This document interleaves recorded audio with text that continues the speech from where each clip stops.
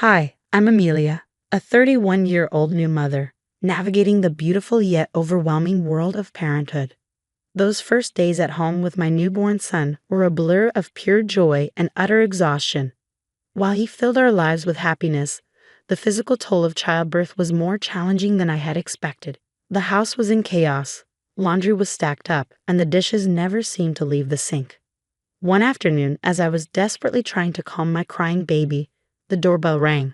It was Linda, my mother-in-law, dropping by unannounced. Her eyes quickly scanned the cluttered living room, and I could sense a mix of concern and disapproval settle on her face. "I thought I'd stop by to see how you're managing, dear," Linda said, stepping over a stray baby toy. "Tom mentioned you might need some help." "Thanks, Linda.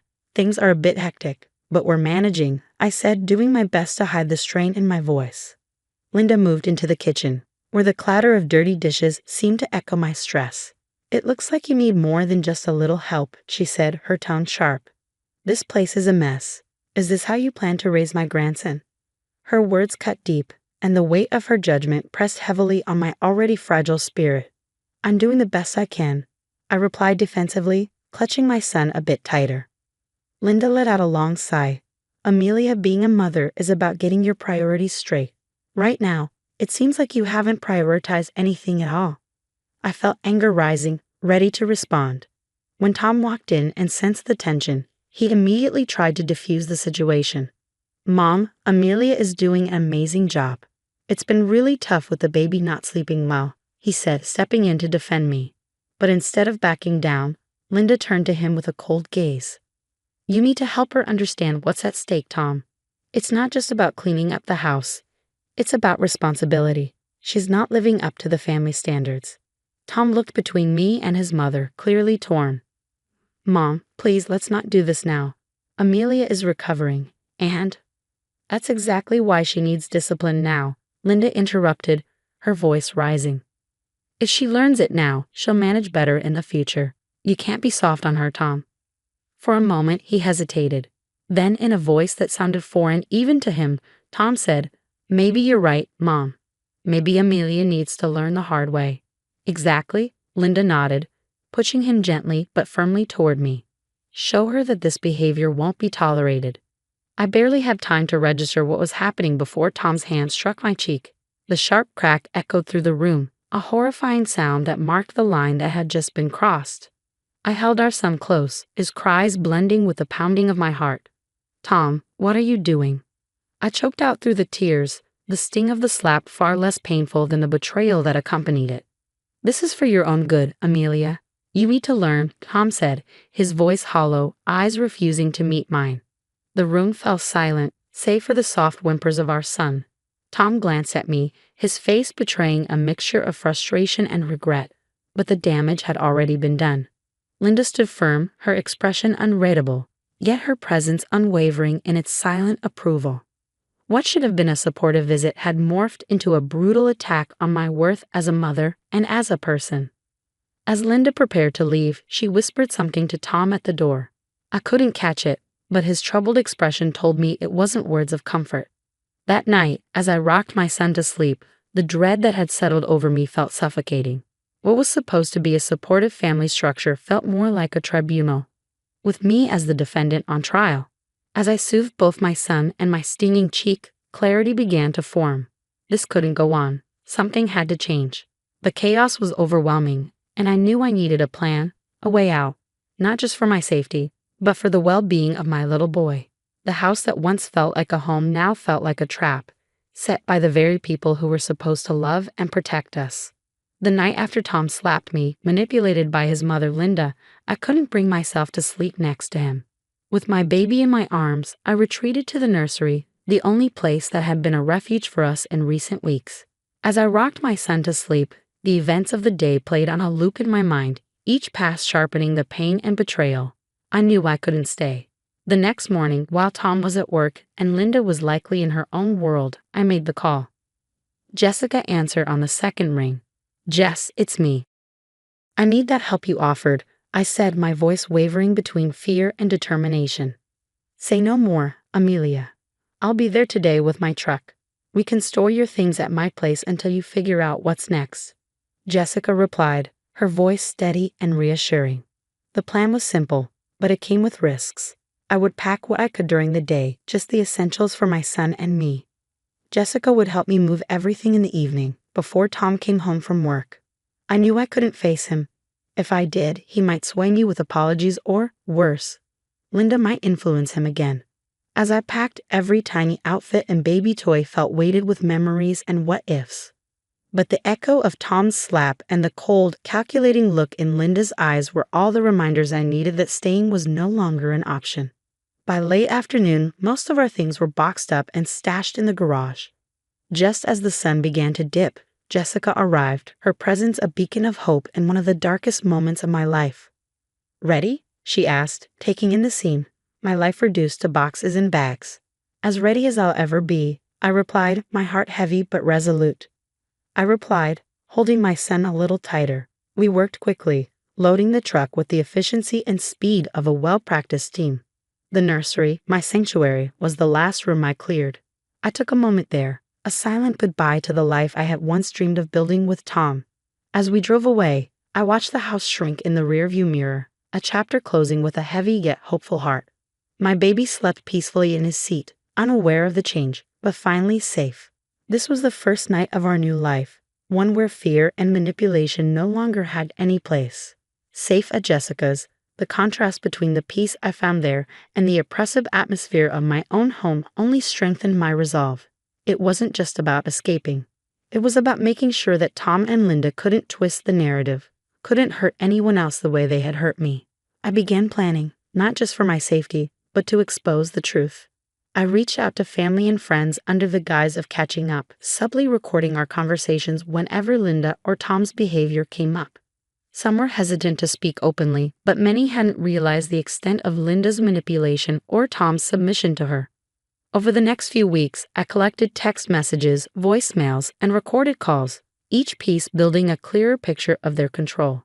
The most damning piece of evidence came when I managed to capture a video of Linda coaching Tom on how to handle me, using words that revealed her true intentions. This was about control, not concern. With everything in place, I chose the perfect moment for confrontation, a family gathering hosted by Tom's sister for her anniversary.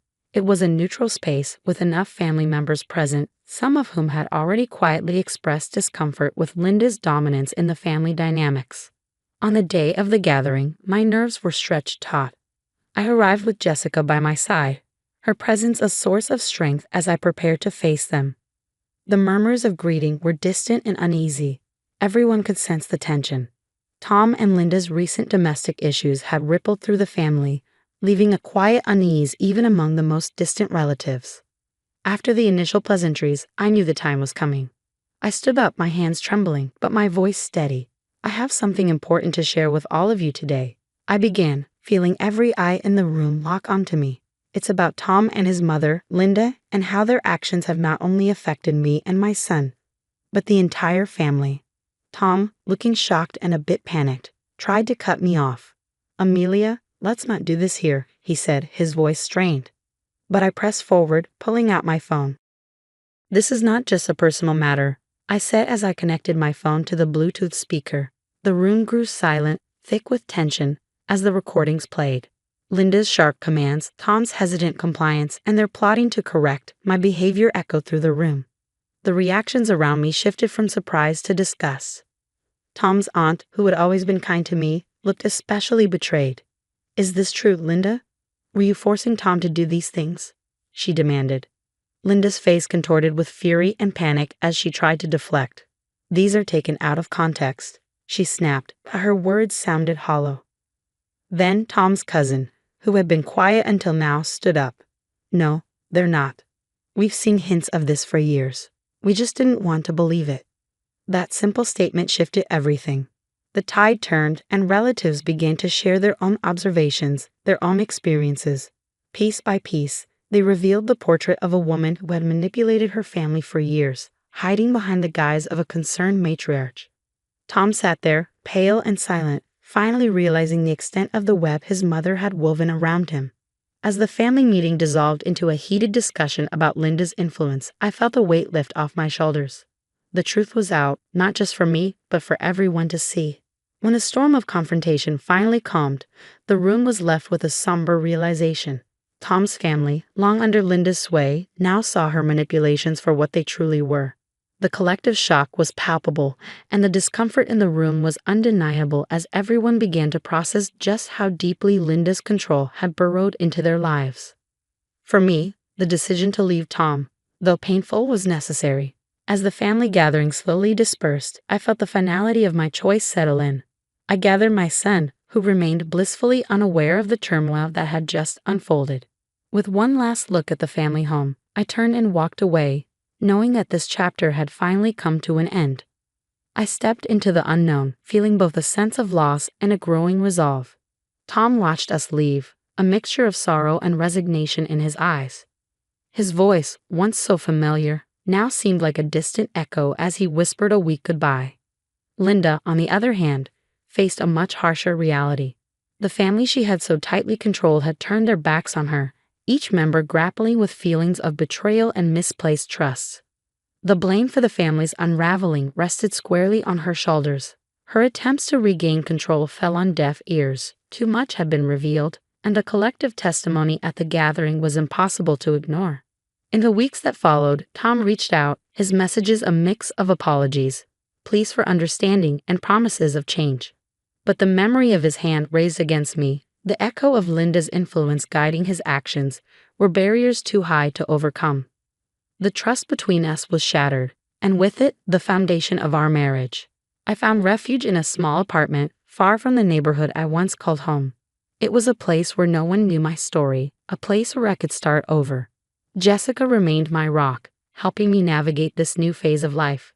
My days became filled with the simple routines of caring for my son and rebuilding a world free from the shadows of the past. The healing process was slow and often painful. There were days when the weight of everything that had happened threatened to overwhelm me, but the freedom to make choices without fear of manipulation or abuse was a powerful motivator. I started therapy, joined support groups for single mothers, and gradually, the pieces of my old self began to come back together, forming someone stronger, more resilient. My son's laughter became my anchor, and his milestones, first steps, first words, were beacons of hope, guiding me forward. As he grew, so did my confidence in our future. I was building a life on my terms, and slowly the pain of the past began to lose its grip. Months turned into a year, and one evening, as I put my son to bed in our cozy living room, filled with his drawings and toys, I reflected on the journey. The pain of the past was still there, but it was now a faint shadow, dwarfed by the light of new beginnings.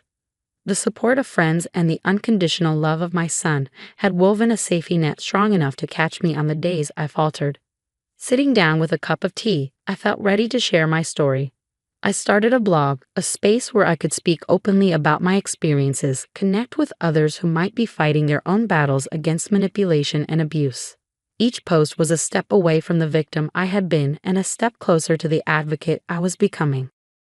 As my story of resilience and courage comes to a close, I want to leave you with a question.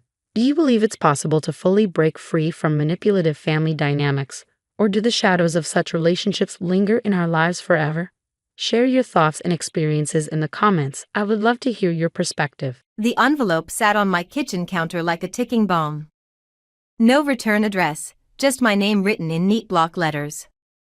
I'd found it mixed in with the usual bills and junk mail, but something about it made my stomach clench.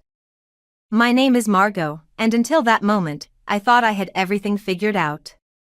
Successful furniture business, beautiful 5-year-old twin daughters, and a husband who, despite his occasional moodiness, seemed devoted to our family. Funny how one piece of paper can shatter your whole reality. I waited until Sophie and Lily were absorbed in their afternoon cartoons before opening it. My hands trembled slightly as I slid my finger under the flap. A single photograph fell onto the counter, face down. There was a note too, typed in plain text, "Thought you should know what your husband does on his business trips to Chicago." The photo showed Liam sitting at a dimly lit restaurant, leaning close to a woman I'd never seen before. Her hand rested on his arm, fingers curled intimately around his wrist. The timestamp in the corner was from 3 weeks ago, when he'd told me he was closing a major real estate deal. Mommy, can we have apple slices? Sophie's voice made me jump. I quickly stuffed the photo and note back into the envelope, forcing a smile. Of course, sweetie. Go back to watching TV with your sister. I'll bring them in a minute. My phone buzzed, speaking of the devil.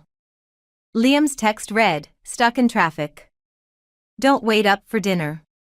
I stared at his message, remembering how he'd been stuck in traffic a lot lately. The signs had been there, late nights at the office, mysterious phone calls he'd take outside, the way he'd grown distant over the past few months. I'd brushed it all off, telling myself I was being paranoid. The girls' laughter drifted in from the living room, and my chest tightened. They were too young to understand why Daddy wasn't home for dinner again. Too innocent to know that their perfect little world might be built on lies. I pulled out my phone again, fingers hovering over Zoe's number. My best friend would tell me to confront him immediately, demand answers. But something held me back. If Liam was hiding this, what else didn't I know? The doorbell rang, making me flinch.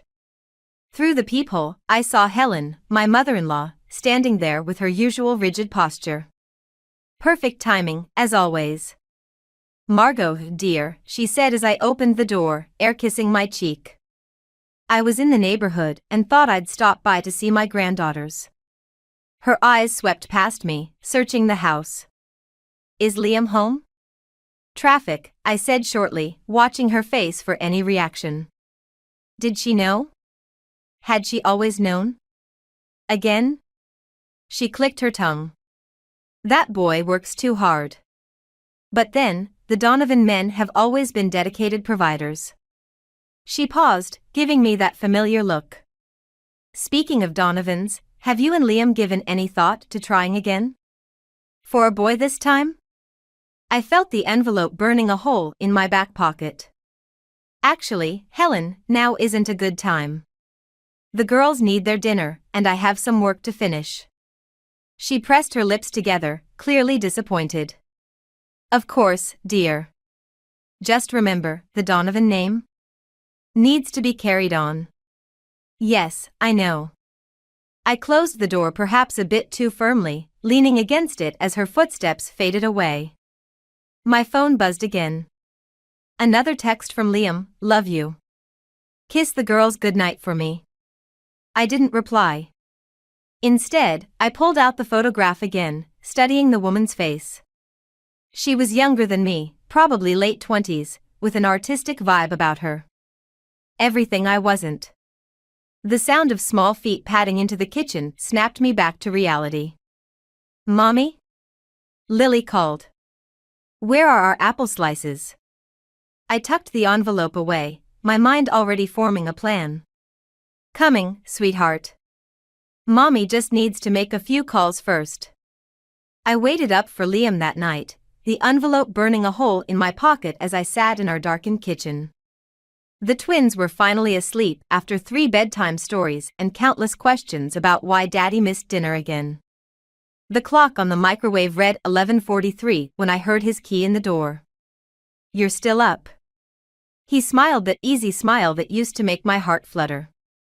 Now it just made my stomach turn. I thought I told you not to wait. We need to talk. I pulled out the envelope and placed it on the counter between us. His expression didn't change as he loosened his tie.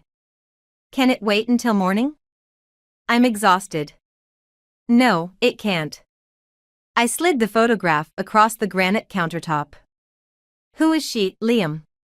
He barely glanced at it. A client. Where did you get this? A client who holds your wrist like that?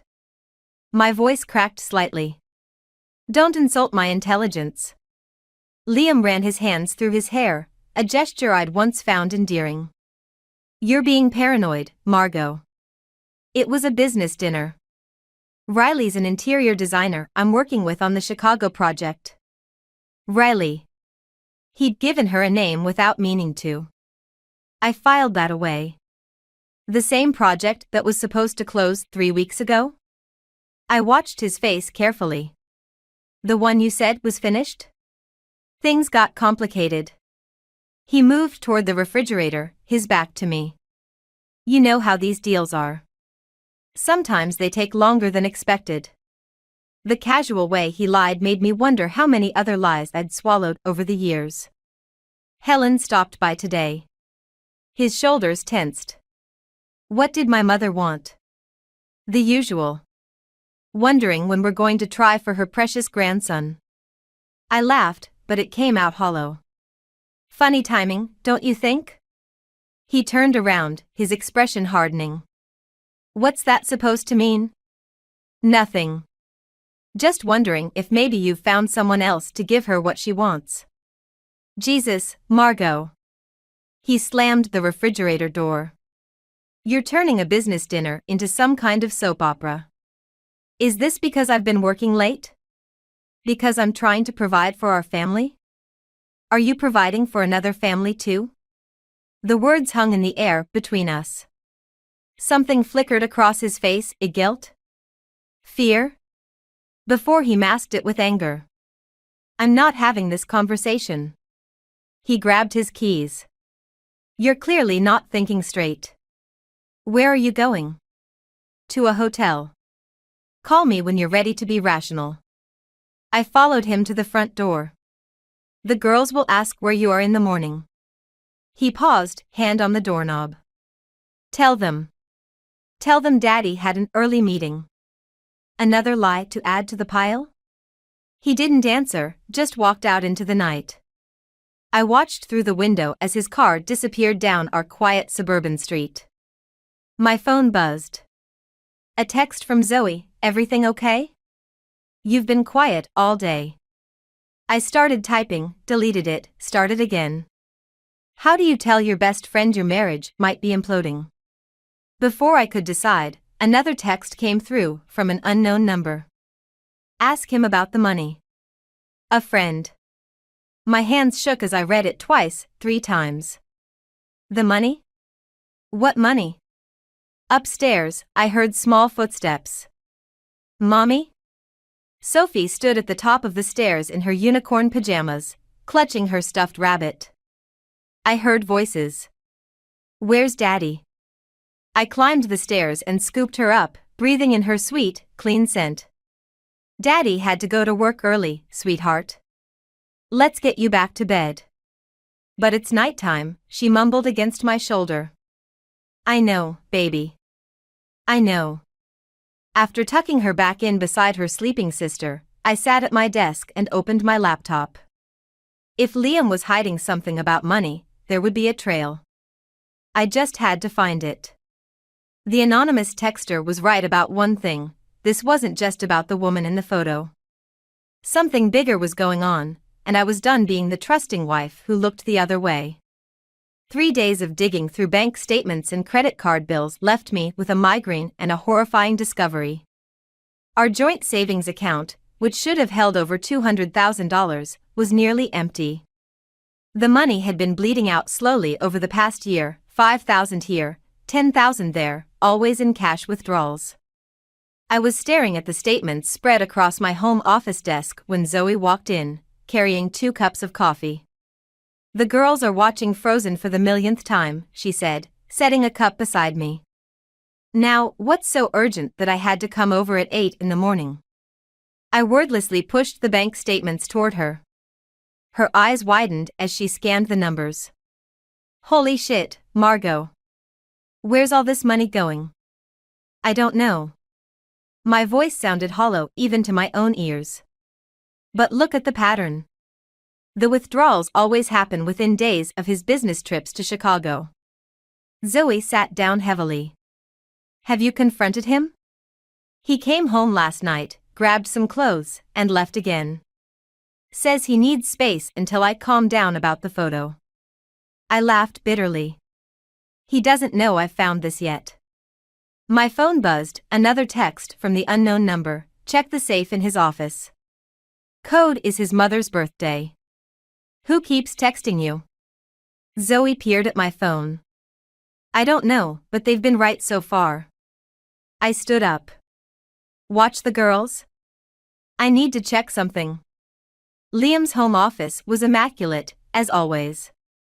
The safe was hidden behind a framed photo of our wedding day. My hands shook as I entered Helen's birthday, 0-6-1-9-6-3. The safe clicked open. Inside, I found a stack of papers that made my blood run cold. Loan agreements from places I'd never heard of. IOUs. A letter from something called Golden Palace Casino warning about outstanding debts. Find anything? Zoe appeared in the doorway. He's gambling. The papers trembled in my hands. He's gambling away our savings, Zoe. The girls' college fund. The doorbell rang, making us both jump. Through the office window, I saw Helen's Mercedes in our driveway. Perfect timing, Zoe muttered. I shoved the papers back into the safe and hurried downstairs. Helen stood on our doorstep, looking more disheveled than I'd ever seen her. "Where is he?" she demanded, pushing past me into the house. "He's not here." "What's wrong?" "Don't play dumb, Margot. George got a call from the bank this morning. Liam tried to take out a loan against their house." "Their house?" Her voice rose hysterically. "What has he done?" The twins appeared in the living room doorway, drawn by the commotion. Zoe quickly shepherded them back to their movie. "Helen, I think you should sit down." "I will not sit down. This is your fault. If you'd given him a son like I asked, he wouldn't be acting out like this." Something snapped inside me. "Acting out? Your precious son has gambled away our savings and is trying to steal from his own parents. But sure, blame me for not producing a male heir."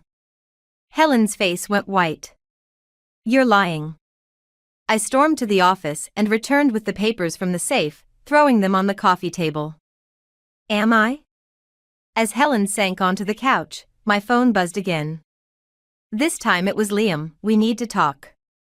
Meeting Riley for lunch at Marino's. Come if you want the truth." My hands clenched around the phone. Riley. The woman from the photo. He was actually asking me to meet his mistress? "What is it?" Zoe asked, returning from checking on the girls. "He wants me to meet him. And her." I looked at Helen, still staring shell-shocked at the evidence of her son's deception. "You know what? I think I will." "Margot, wait," Zoe started. "No. I'm done waiting." I grabbed my keys. "Stay with the girls? This won't take long." As I drove toward Marino's, another text came through from my anonymous informant: "Be careful. There's more at stake than you know." I gripped the steering wheel tighter. Whatever truth waited for me at that restaurant, I was ready for it. Or at least, I thought I was. Marino's was packed with the lunch crowd when I arrived. I spotted them immediately, Liam and the woman from the photo, sitting at a corner booth. She was even prettier in person, with an artistic flair that made my designer clothes feel suddenly stuffy and conventional. Riley stood as I approached, extending her hand. "You must be Margot. I'm so sorry we're meeting like this." Her sincerity caught me off guard. I'd expected smugness or hostility, not this gentle awkwardness. "Sit down, please," Liam said, his voice strained. "We need to explain." "Explain what? The gambling or the affair?" I kept my voice low, conscious of nearby diners. "Or maybe how you tried to take out a loan against your parents' house?" Riley's head snapped toward Liam. "What? You said the money was for our gallery." "Our gallery."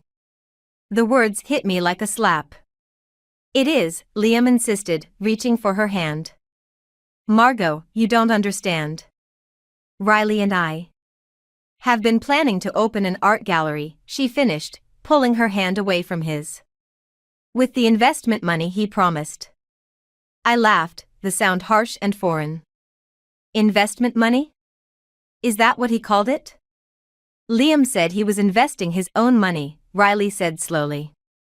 "From his real estate deals." "There are no real estate deals."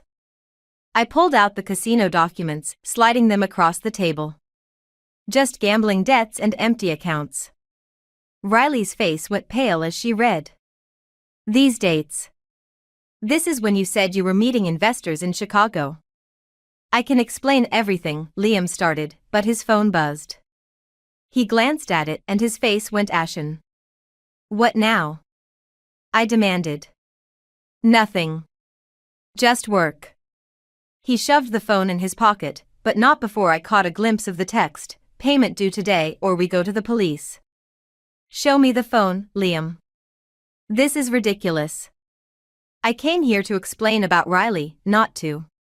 The phone. My voice was steel. Now. A tense moment passed before he handed it over. The text was from someone named Marcus, last chance. Payment due today or we go to the police about the forged documents. What forged documents? Riley asked.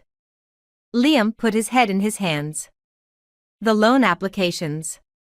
I used Dad's signature. The pieces clicked into place.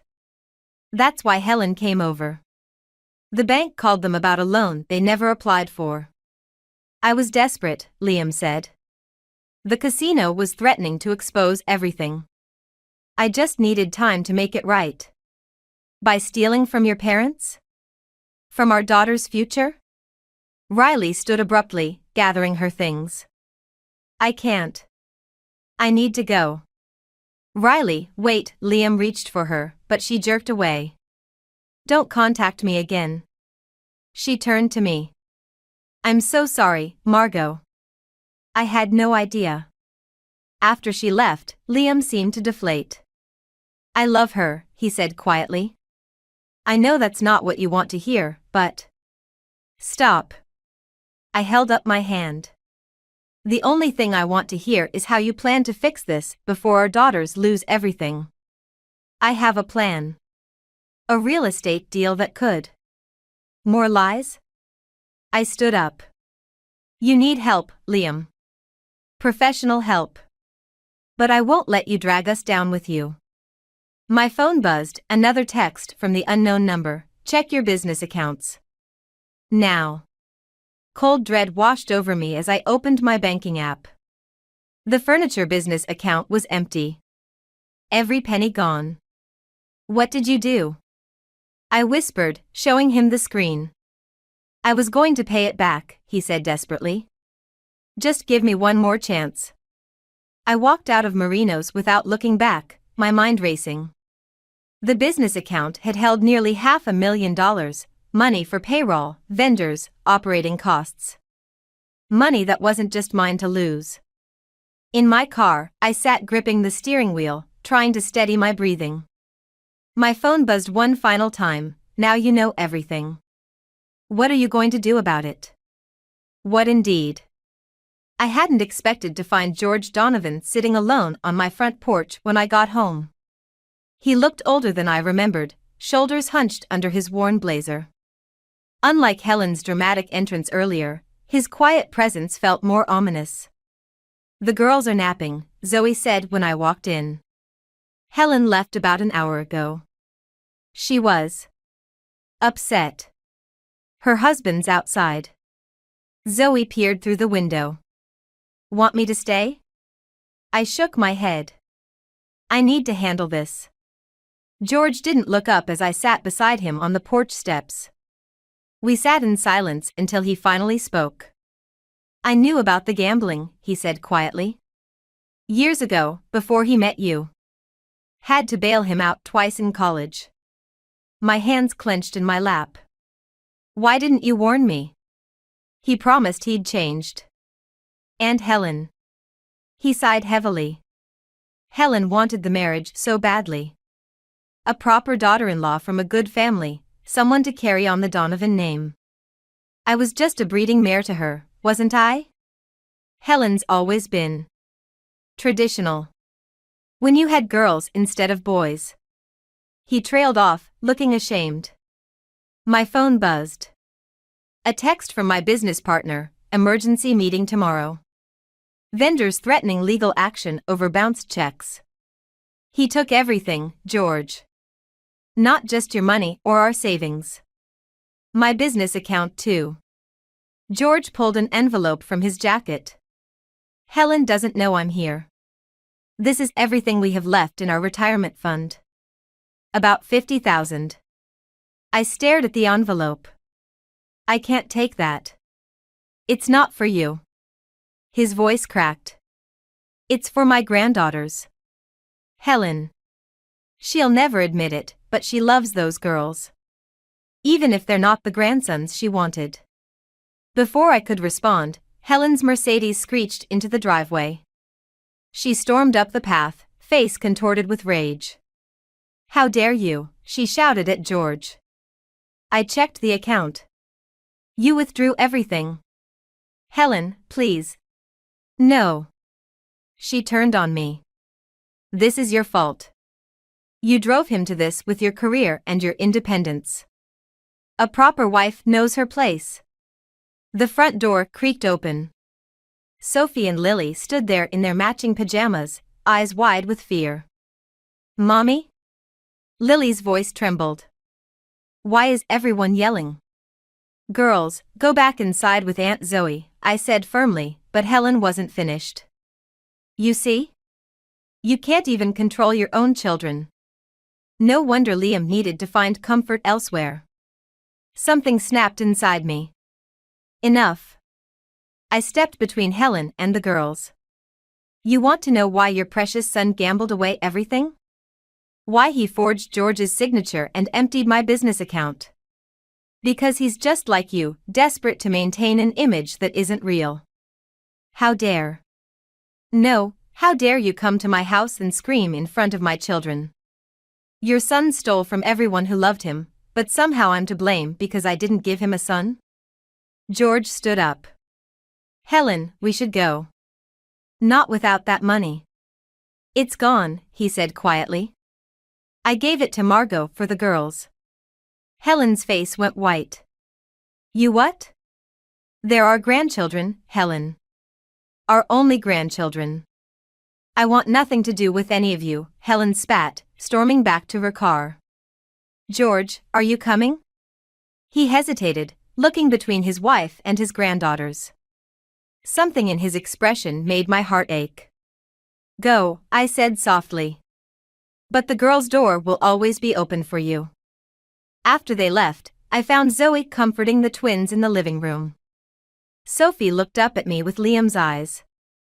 Is Daddy in trouble? She asked. I sat down, pulling both girls onto my lap. Yes, sweetheart. But I promise, I'm going to fix everything. My phone buzzed again, the anonymous texter, there's one more thing you need to know. Check your email. Looking at my daughter's worried faces, I realized revenge wasn't enough anymore. I needed to protect what mattered most, no matter the cost. Zoe, I said, can you watch them a bit longer? There's something I need to do. The email from my anonymous informant contained a video. Security camera footage from the Golden Palace Casino, dated 3 months ago. I watched as Liam sat at a high-stakes poker table, Riley beside him, both laughing as he pushed stacks of chips forward. My business account chips, I realized with growing nausea. But it was the next clip that stopped my breath. Liam in a heated argument with a man in an expensive suit, Riley trying to pull him away. The timestamp matched the night of our daughter's 5th birthday party, the party he'd missed because of a work emergency. My phone rang. Riley's number. I need to see you, she said without preamble. There's something you should know. We met at a small coffee shop across town. Riley looked different, harder somehow, her artistic whimsy replaced by something darker. I'm pregnant, she said as soon as I sat down. And before you say anything, I didn't know about you or the girls when it started. I swear. The world tilted sideways. How far along? 4 months. She pushed a folder across the table. But that's not why I called. These are copies of everything, the loans, the gambling debts, the threats. I've been keeping records. Why? Because I realized he was playing us both. The gallery was never real, it was just a way to explain where the money was going. She laughed bitterly. I thought I was helping him invest in our future. Instead, I was helping him launder money from your business. My phone buzzed. A text from Zoe, "Where are you?" "Liam's here. He's drunk and demanding to see the girls." "I have to go," I stood up quickly. "My daughters." "There's one more thing." Riley grabbed my arm. "The man from the casino? He's coming for his money tonight. All of it." I rushed home to find Liam on my front lawn, shouting at my locked door while Zoe tried to reason with him. "Where are my daughters?" he slurred when he saw me. "Safe. Away from you. I'd asked my parents to take them for the night, thank God. You can't keep them from me. I'm their father. The father who stole their college fund for poker chips?" I held up my phone, showing the casino footage. "Or the father who missed their birthday to get in deeper with loan sharks?" He lunged for my phone, but Zoe stepped between us. "Leave, Liam, before I call the police." "Go ahead." He spread his arms wide, laughing manically. "Call them. Tell them how she's keeping my children from me. Tell them." A black SUV pulled up, and two men in suits stepped out. My blood ran cold as I recognized one from the casino video. "Mr. Donovan," the larger man said smoothly. "We need to discuss payment." Liam's face went ash white. "Marcus, please. I just need more time." "Time's up." Marcus nodded to his companion, who opened the SUV's back door. "Either we get our money now, or we take a ride to discuss alternatives." "I can get it," Liam said desperately. "Margot, the retirement money your father-in-law gave you." "Is gone," I lied, thinking of the envelope hidden in my desk. "I've already used it to save my business." "You bitch." He lunged at me again, but Marcus's partner caught him. "Wrong answer," Marcus said. "Let's go, Mr. Donovan." As they forced Liam into the SUV, he shouted, "This isn't over. Those are my daughters too." The SUV disappeared into the night, leaving me shaking on my front lawn. "Jesus, Margot," Zoe whispered. "What are you going to do?" My phone buzzed one final time. The anonymous texter, "Now you have a choice. Save him with George's money, or save your daughter's future. Choose wisely." I stared at the message, remembering Sophie and Lily's faces when they asked why Daddy missed their birthday. Remembering Helen's cruel words about proper wives. Remembering every lie, every betrayal, every moment I'd chosen to look the other way. "I'm going to do what I should have done months ago," I said, pulling out my phone to dial 911. "I'm going to protect what matters." But as I pressed the numbers, another text came through from Riley, "Don't call the police. There's something else you need to see first." Riley's text led me to a storage unit on the outskirts of town. She was already there, pacing nervously under the fluorescent lights. "I followed him here last week," she said, rolling up the metal door. After I realized what he'd done with the gallery money. The unit was filled with furniture, my furniture. Pieces from my showroom that had mysteriously failed delivery over the past year. But it wasn't just furniture. There were boxes of financial documents, multiple phones, and a laptop. "He was selling it all under the table," Riley said. "The furniture, the gallery scheme, the gambling, it was all connected. Marcus isn't just a loan shark. He's part of something bigger." I picked up one of the phones. "That's why you've been sending me anonymous texts." She nodded. "When I figured it out, I knew I had to warn you. But carefully. These people.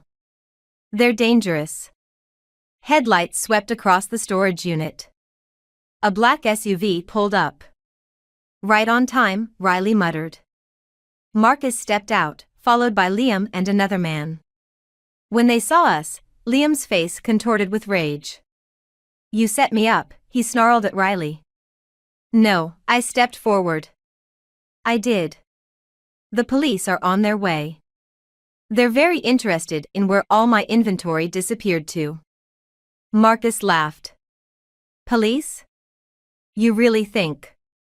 I think the FBI is even more interested, I cut in, holding up my phone. Especially in your money laundering operation. My anonymous friend here has been very helpful with documentation. You stupid bitch, Liam lunged forward, but Marcus held him back. The money, Marcus said calmly. Where is it? Gone. Every penny you thought you could squeeze out of my business is gone. I met his eyes. I transferred it all back this morning. Turns out my bank was very understanding about fraud. You're lying. Check your accounts, Riley said.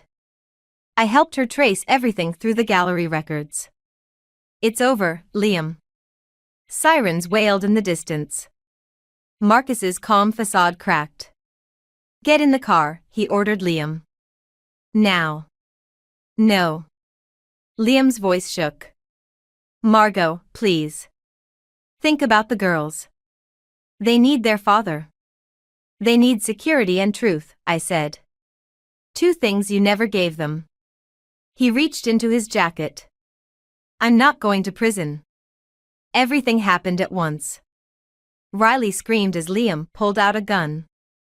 Marcus and his man dove for their car.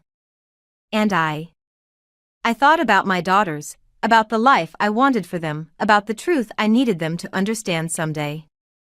Shoot me then, I said quietly. Show them exactly who their father is. His hand trembled. In the distance, red and blue lights flashed. You ruined everything, he whispered. No, Liam. You did that all on your own. The gun clattered to the ground as police cars swarmed the storage unit. As officers rushed in, I watched them handcuff my husband, the father of my children, the man I'd once loved enough to build a life with. Agent Carter, one officer nodded to Riley. Good work. I turned to her in shock. She gave me a sad smile. I'm sorry for the deception, she said. We've been tracking this operation for months. Your husband's gambling debts gave us our way in. She touched her stomach gently.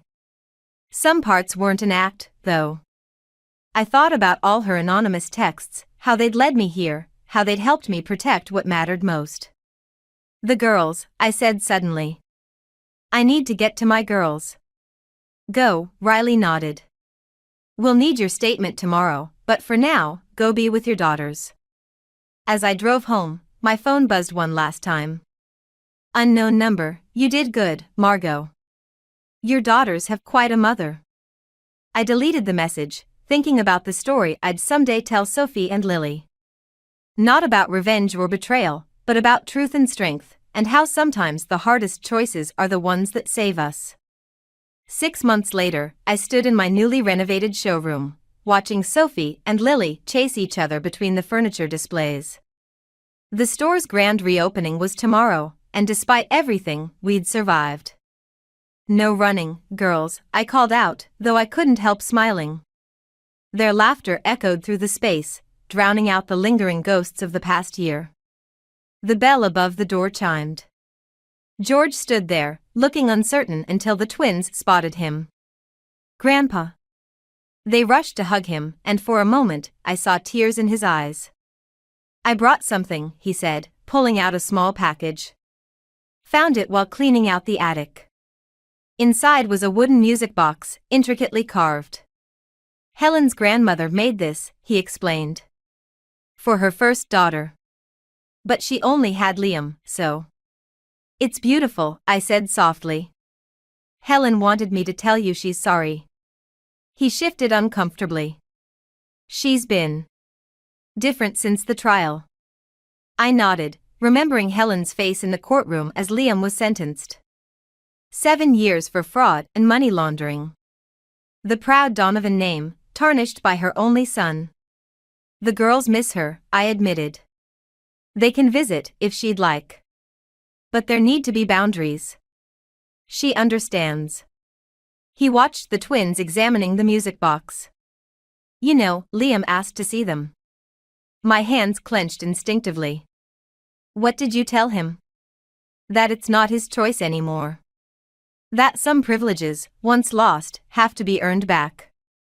The bell chimed again. Riley walked in, her pregnancy now obvious beneath her flowing dress.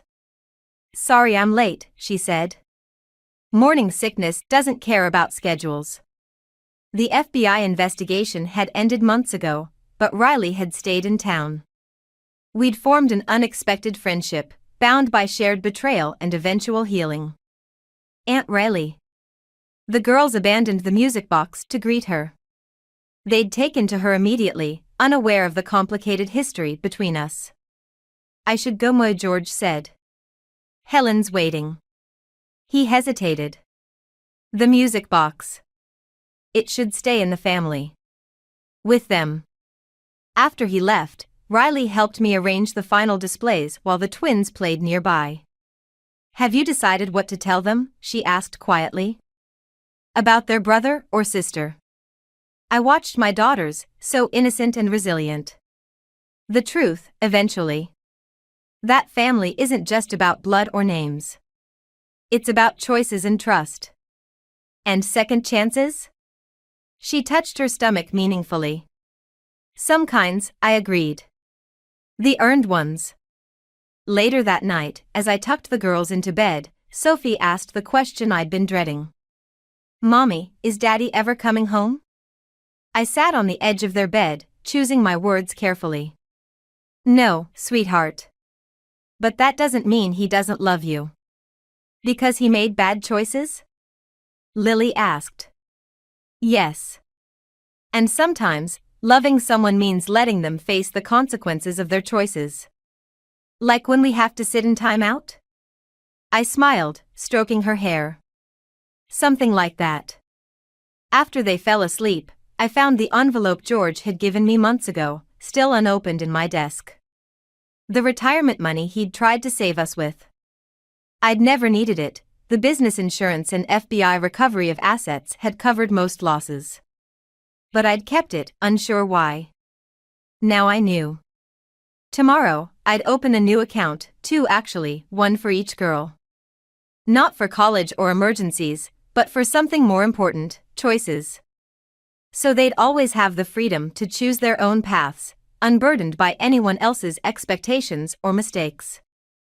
My phone buzzed with a text from an unknown number, not Riley this time, but someone new. He's asking questions about the girls. Watch your back. I deleted it without responding. Whatever came next, we'd face it together, me and my daughters, stronger for what we'd survived, wiser for what we'd learned. The music box sat on their dresser, its melody faint but clear in the quiet room. Not a lullaby of revenge or regret, but of renewal. Of beginnings that come after endings, and the courage to choose them. The phone buzzed against the granite countertop, its screen lighting up with a message that would shatter my world.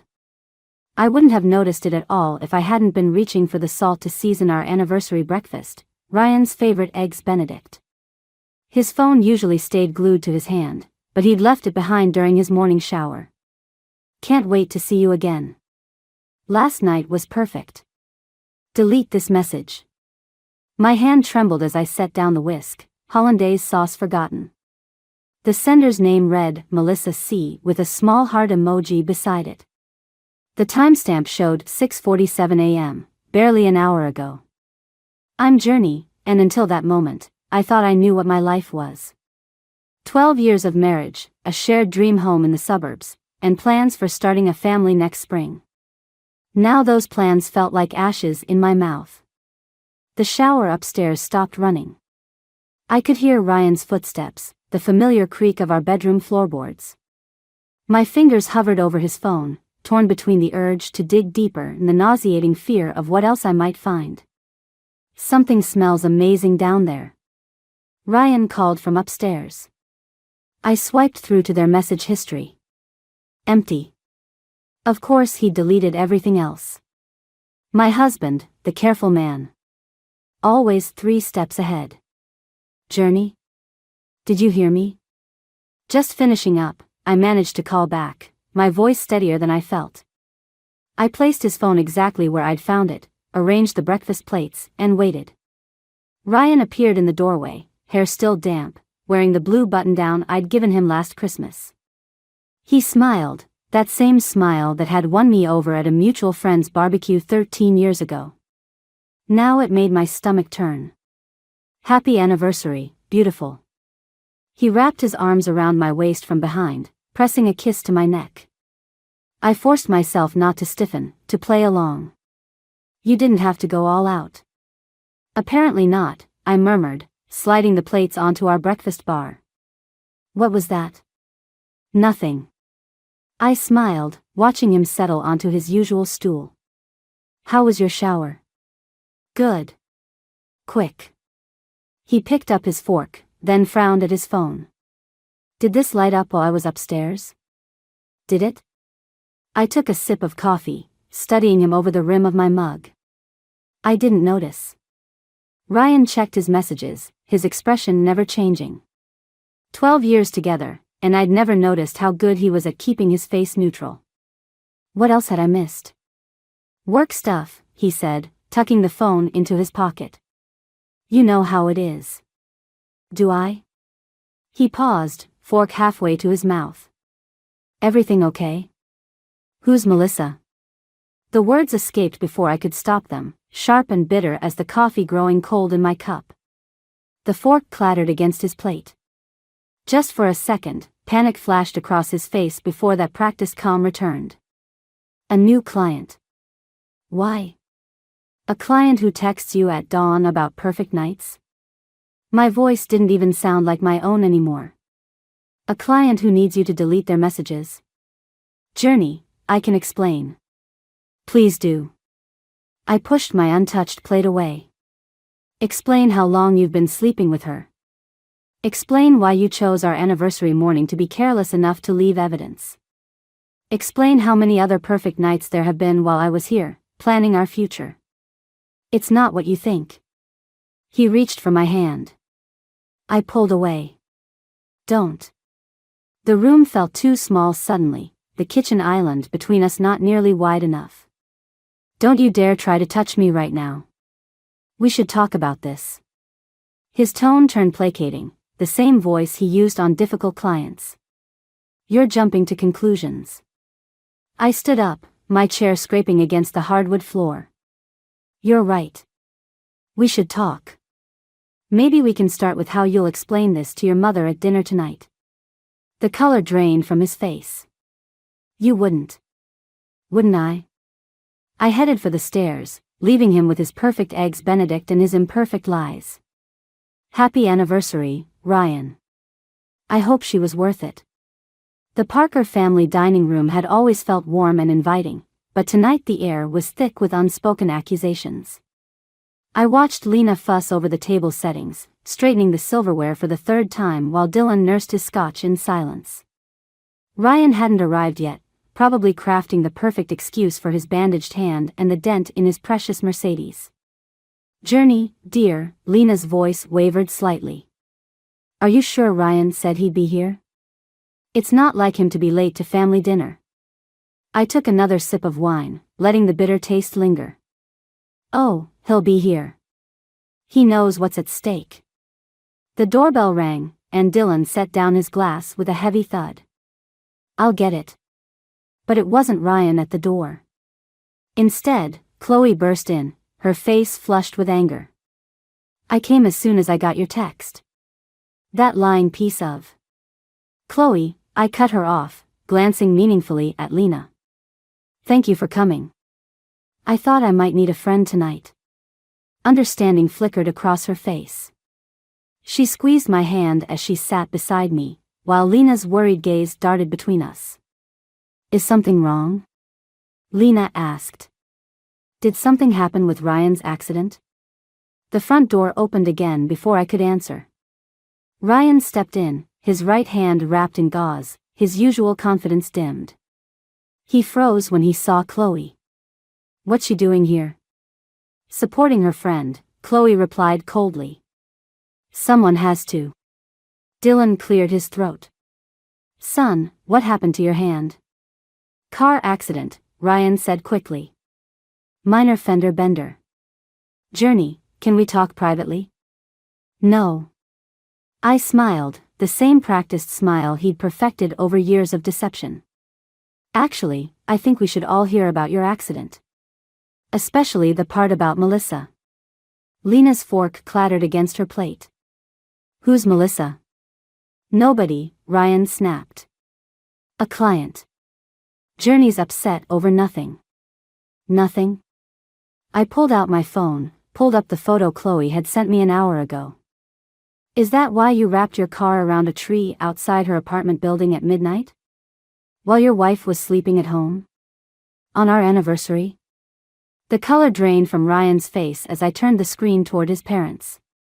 The timestamp on the traffic camera photo was clear, 12:17 a.m. The Mercedes, the tree, and a woman in a red dress hurrying away from the scene. Ryan James Parker, Lena whispered, her voice breaking. Tell me this isn't what it looks like. It's complicated, he started, but Dylan cut him off. Complicated? Dylan's quiet voice carried more disappointment than anger. Son, there's nothing complicated about betraying your wife. You don't understand, Ryan insisted. Melissa's not just, there are things happening at work. At work? I laughed, the sound sharp and hollow. Is that what you call it? Because her message this morning seemed pretty clear about where the real work was happening. Chloe's hand tightened around mine as Ryan's facade finally cracked. You had no right to go through my phone. And you had no right to throw away 12 years of marriage for someone who left you bleeding in your car. The words exploded out of me. All the pain and rage I'd been containing since morning bursting free. I didn't, he stopped, swallowed hard. It wasn't supposed to happen like this. No. I stood up, my chair scraping against the hardwood. How was it supposed to happen, Ryan? Were you going to wait until after we started trying for that baby we talked about? Or maybe after I invested my inheritance in your new business venture? Lena gasped softly, and I saw the moment Ryan realized he'd lost not just me, but his parents too. Journey, please, he reached for me, but Chloe stepped between us. Don't you dare touch her. This isn't your business, he snarled at her. Actually, I pulled out another envelope, it is. Because while you were busy with Melissa, Chloe was helping me document everything. The late-night meetings, the mysterious withdrawals from our joint account, the calls from unknown numbers. I dropped the envelope on the table. Happy anniversary, darling. I filed for divorce this afternoon. The silence that followed was deafening. Dylan stood up first, walking to the liquor cabinet for another scotch. Lena dabbed at her eyes with a napkin. And Ryan just stood there, finally speechless, as his carefully constructed world began to crumble. Mom, Dad, I said softly, gathering my purse. I'm sorry you had to find out this way. But I thought you deserved the truth. I headed for the door, Chloe right beside me. And Ryan? Melissa says she's sorry about your hand. But not sorry enough to stick around when the cops showed up. I stood in our bedroom, my bedroom now, staring at the photograph that had slipped from between the pages of Ryan's leather planner. The image was like a knife to the chest, Ryan and Melissa at some rooftop bar, his arm around her waist, both laughing at something beyond the frame. The city lights sparkled behind them like stars, mocking the darkness spreading through my chest. The date stamp in the corner read 3 months ago. Our anniversary dinner at La Maison. The night he'd claimed he had to leave early for an emergency client meeting. My phone buzzed. Another message from Ryan, please come home. We can fix this. Home. I looked around at the carefully curated space we'd built together, the antique dresser we'd found at that estate sale in Vermont. The abstract painting from our honeymoon in Barcelona. Every piece held a memory, and every memory now felt tainted. The doorbell rang, startling me from my thoughts. Through the window, I spotted Chloe's car in the driveway. But there was someone else with her, a slim woman with dark hair who looked vaguely familiar. Journey? Chloe called from downstairs. You need to hear this. I tucked the photograph into my pocket and headed down. The dark-haired woman stood awkwardly in our foyer, wringing her hands. This is Olivia, Chloe said. Melissa's sister. My body went rigid. Get out. Please, Olivia stepped forward. I'm not here for Melissa. I'm here because you need to know the truth about what they're planning. Planning? The word felt bitter on my tongue. The business merger, Olivia said. The one that's going to destroy your husband's company. Chloe touched my arm gently.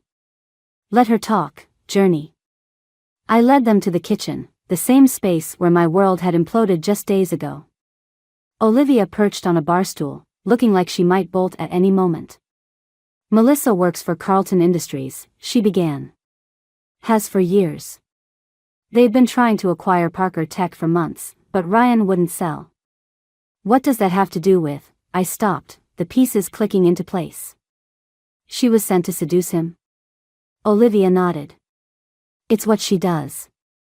Gets close to key players, finds their weaknesses, exploits them. But this time. She pulled out her phone, showing me an email chain. This time she's going to destroy him completely. The emails detailed everything, the planned hostile takeover, the fabricated evidence of financial misconduct. The carefully orchestrated scandal that would leave Ryan professionally ruined. Why are you showing me this?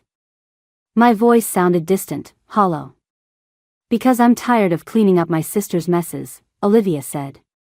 And because you deserve to know that Ryan wasn't just unfaithful, he was stupid.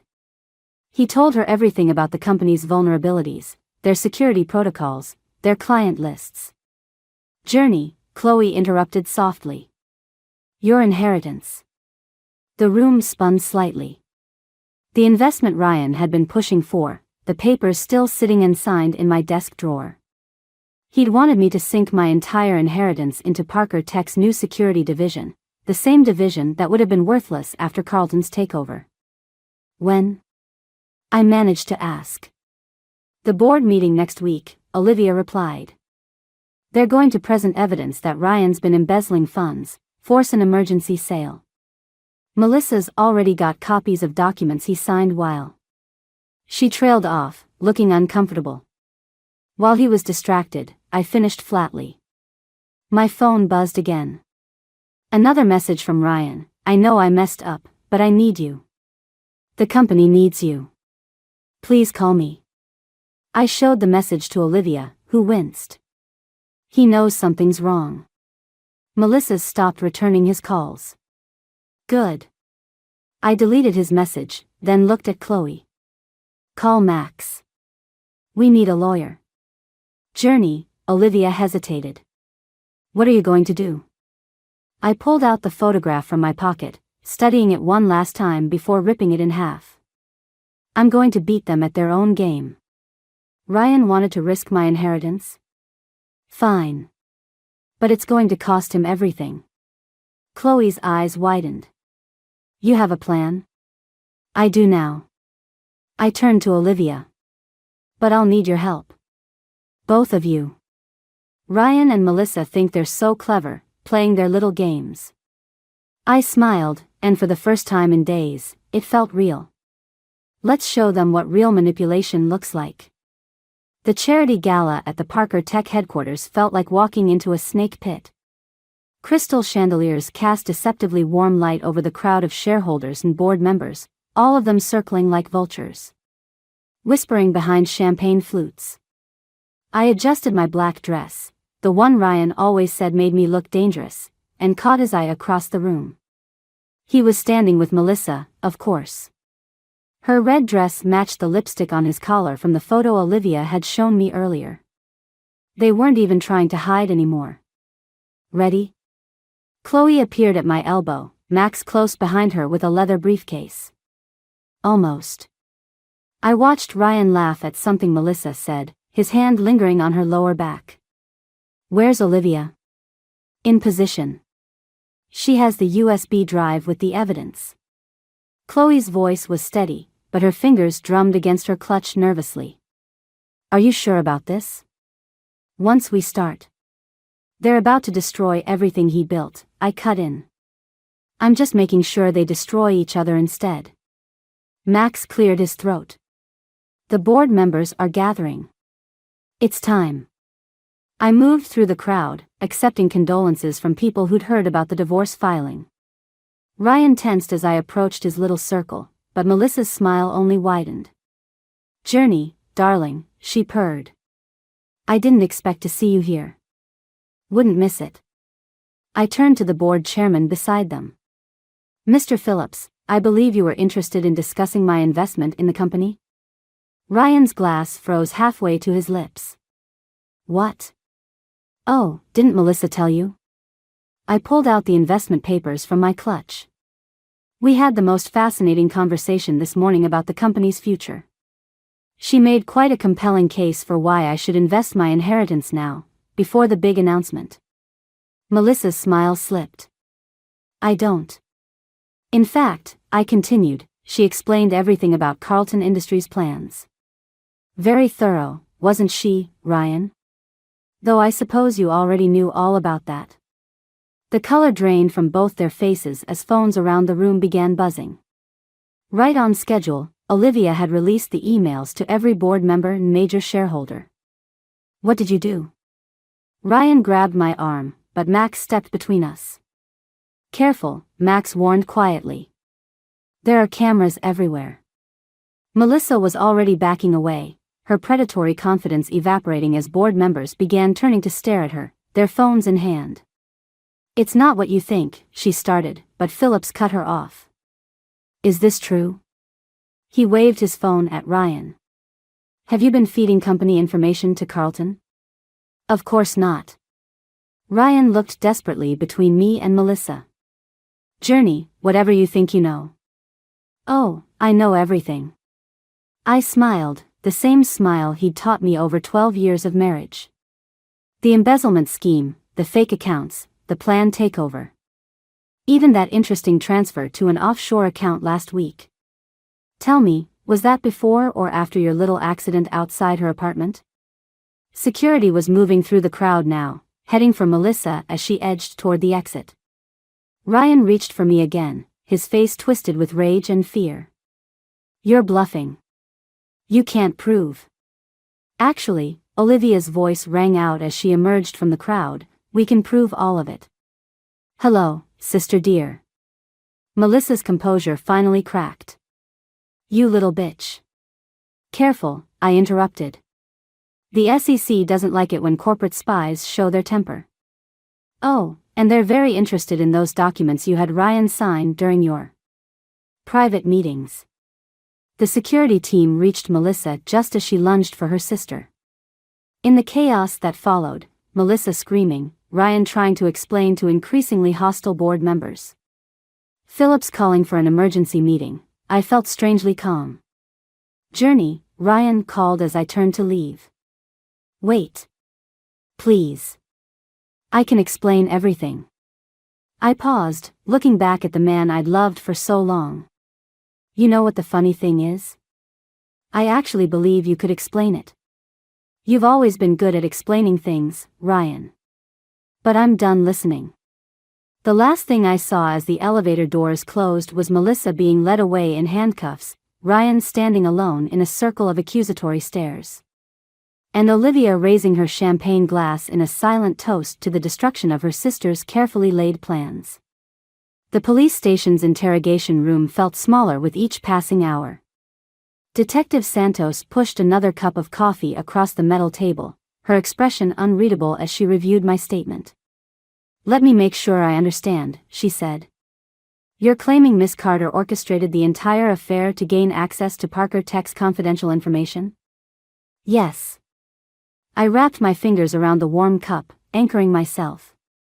But that's not why I'm here. No, Santos agreed. You're here because Melissa Carter was found unconscious in her apartment last night.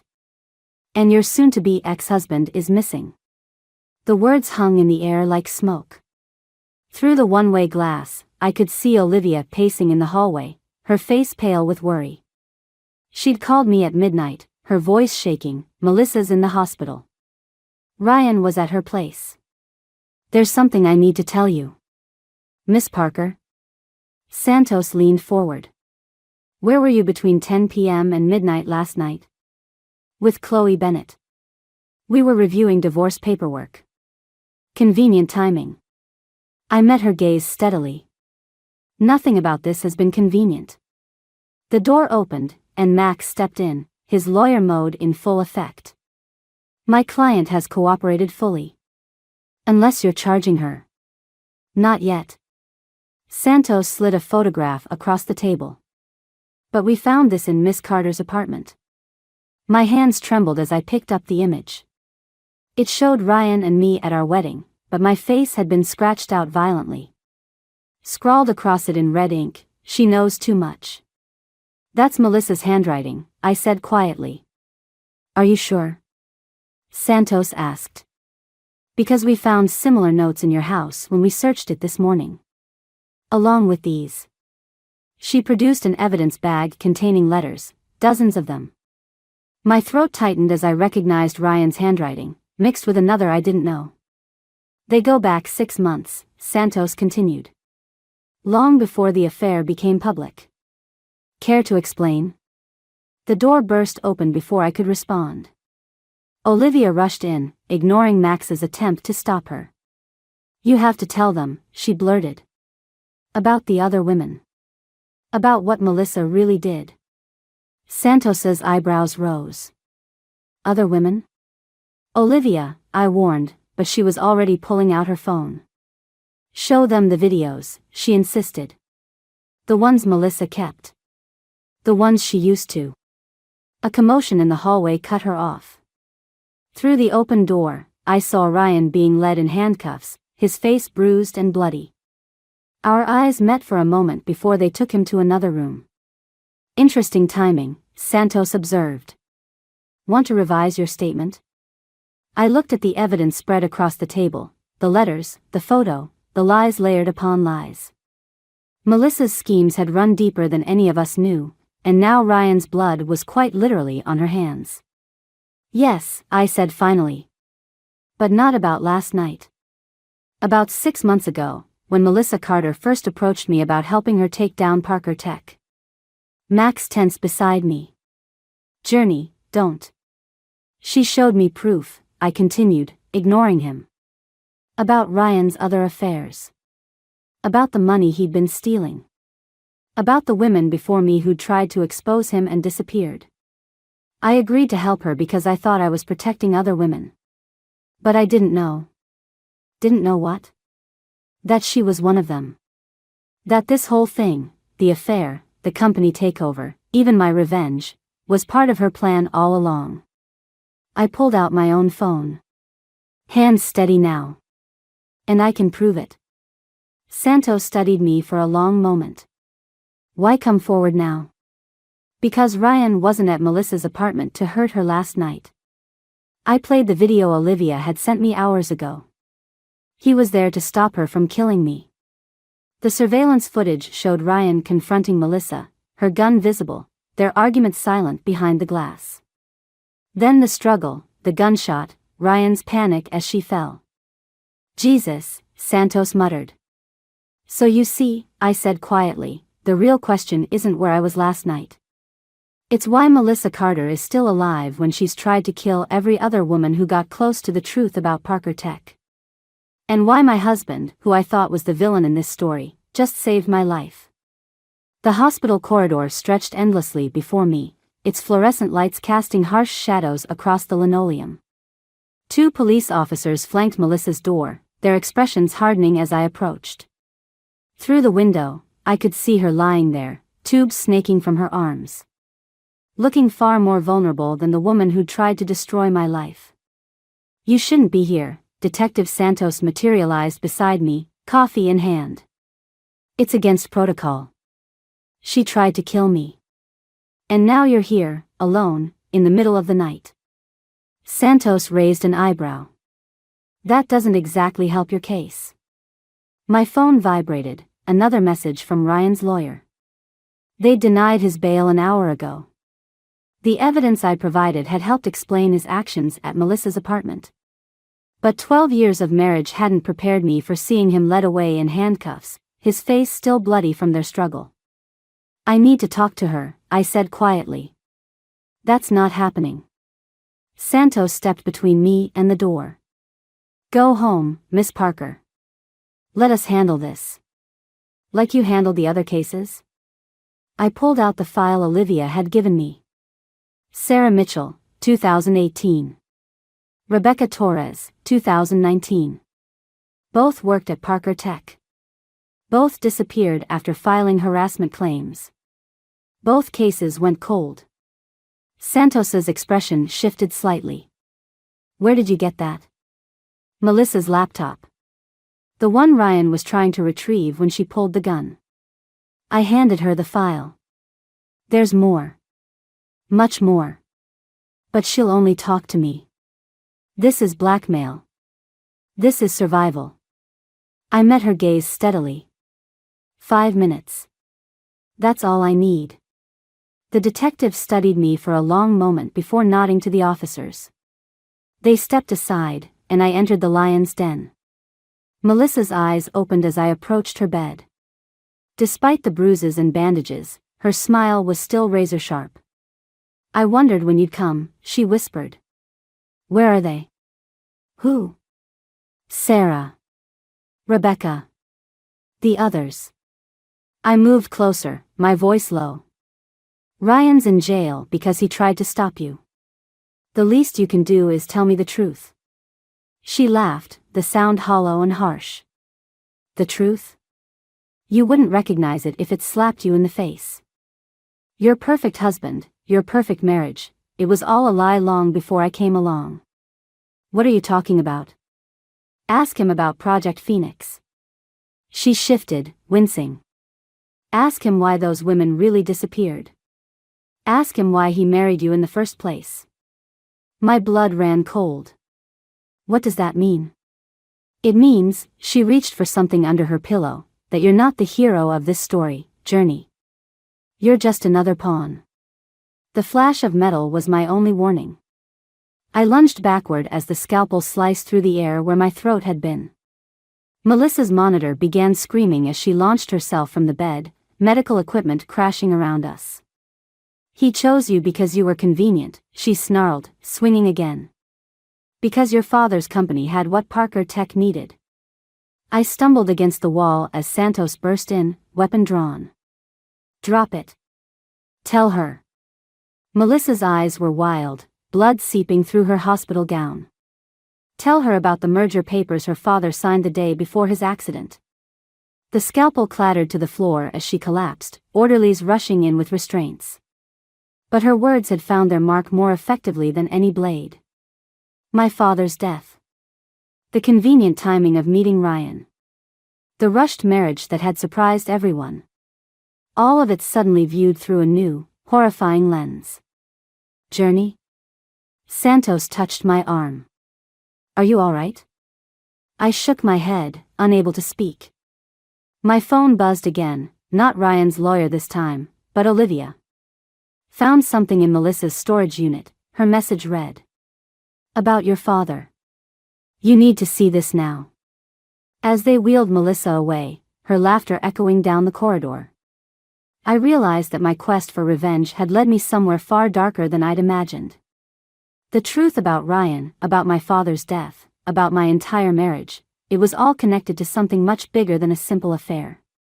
And now I had to decide, keep digging and risk losing everything I thought I knew about my life, or walk away and live with the questions forever. The visiting room at the county jail felt smaller than it had any right to be. Ryan sat across from me, the bruises on his face faded to sickly yellows and greens.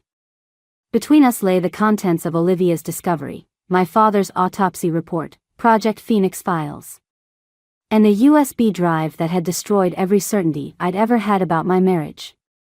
"How long?" My voice didn't shake. I was proud of that. "Journey. How long were you planning it before my father died?" He leaned forward, chains rattling against the metal table. "It wasn't supposed to happen that way. The brake lines. That wasn't part of the plan. But marrying his daughter was? I pushed the merger documents toward him, making sure his company fell into Parker Tech's hands after his convenient accident. I loved you. His eyes met mine, and for the first time in 12 years, I saw real desperation there. That wasn't part of the plan either. Don't. I stood up abruptly, my chair scraping against concrete. Don't you dare pretend. It's the truth. He tried to reach for me, but the chains stopped him. Everything changed after I met you. Why do you think Melissa targeted me? She knew I'd stopped pushing forward with Phoenix because of you. The door opened behind me.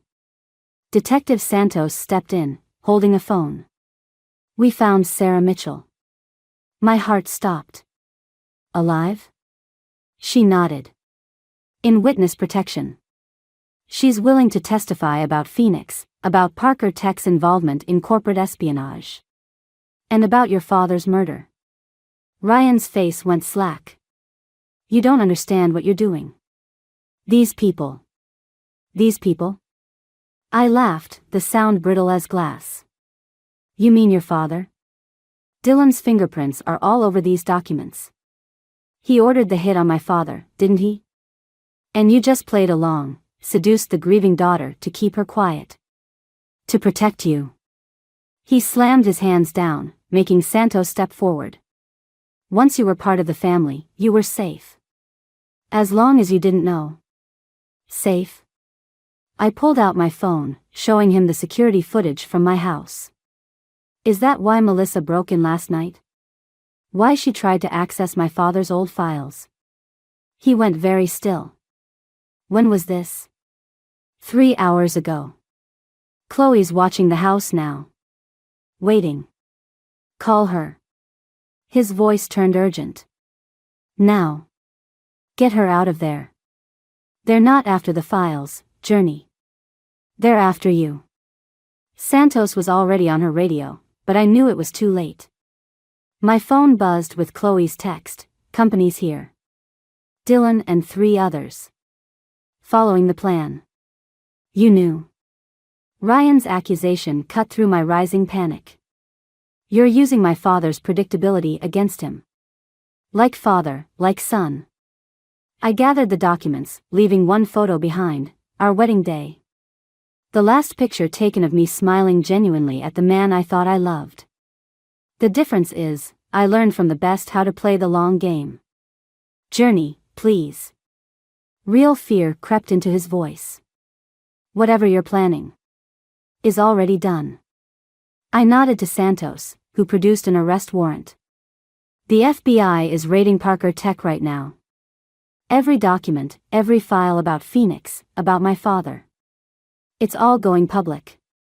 Dylan's walking into a trap, and Melissa's testimony from the hospital was the final nail in the coffin. You'll destroy everything. No, I corrected him quietly. You did that 12 years ago when you chose your father's corruption over the truth.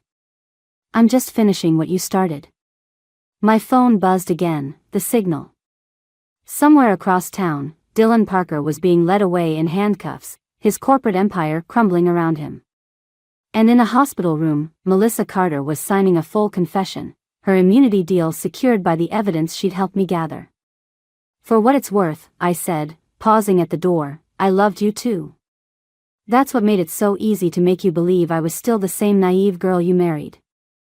The last thing I saw as the door closed was understanding dawning in his eyes, the realization that his perfect, trusting wife had orchestrated his downfall from the moment she found that first text message, playing every player at their own game.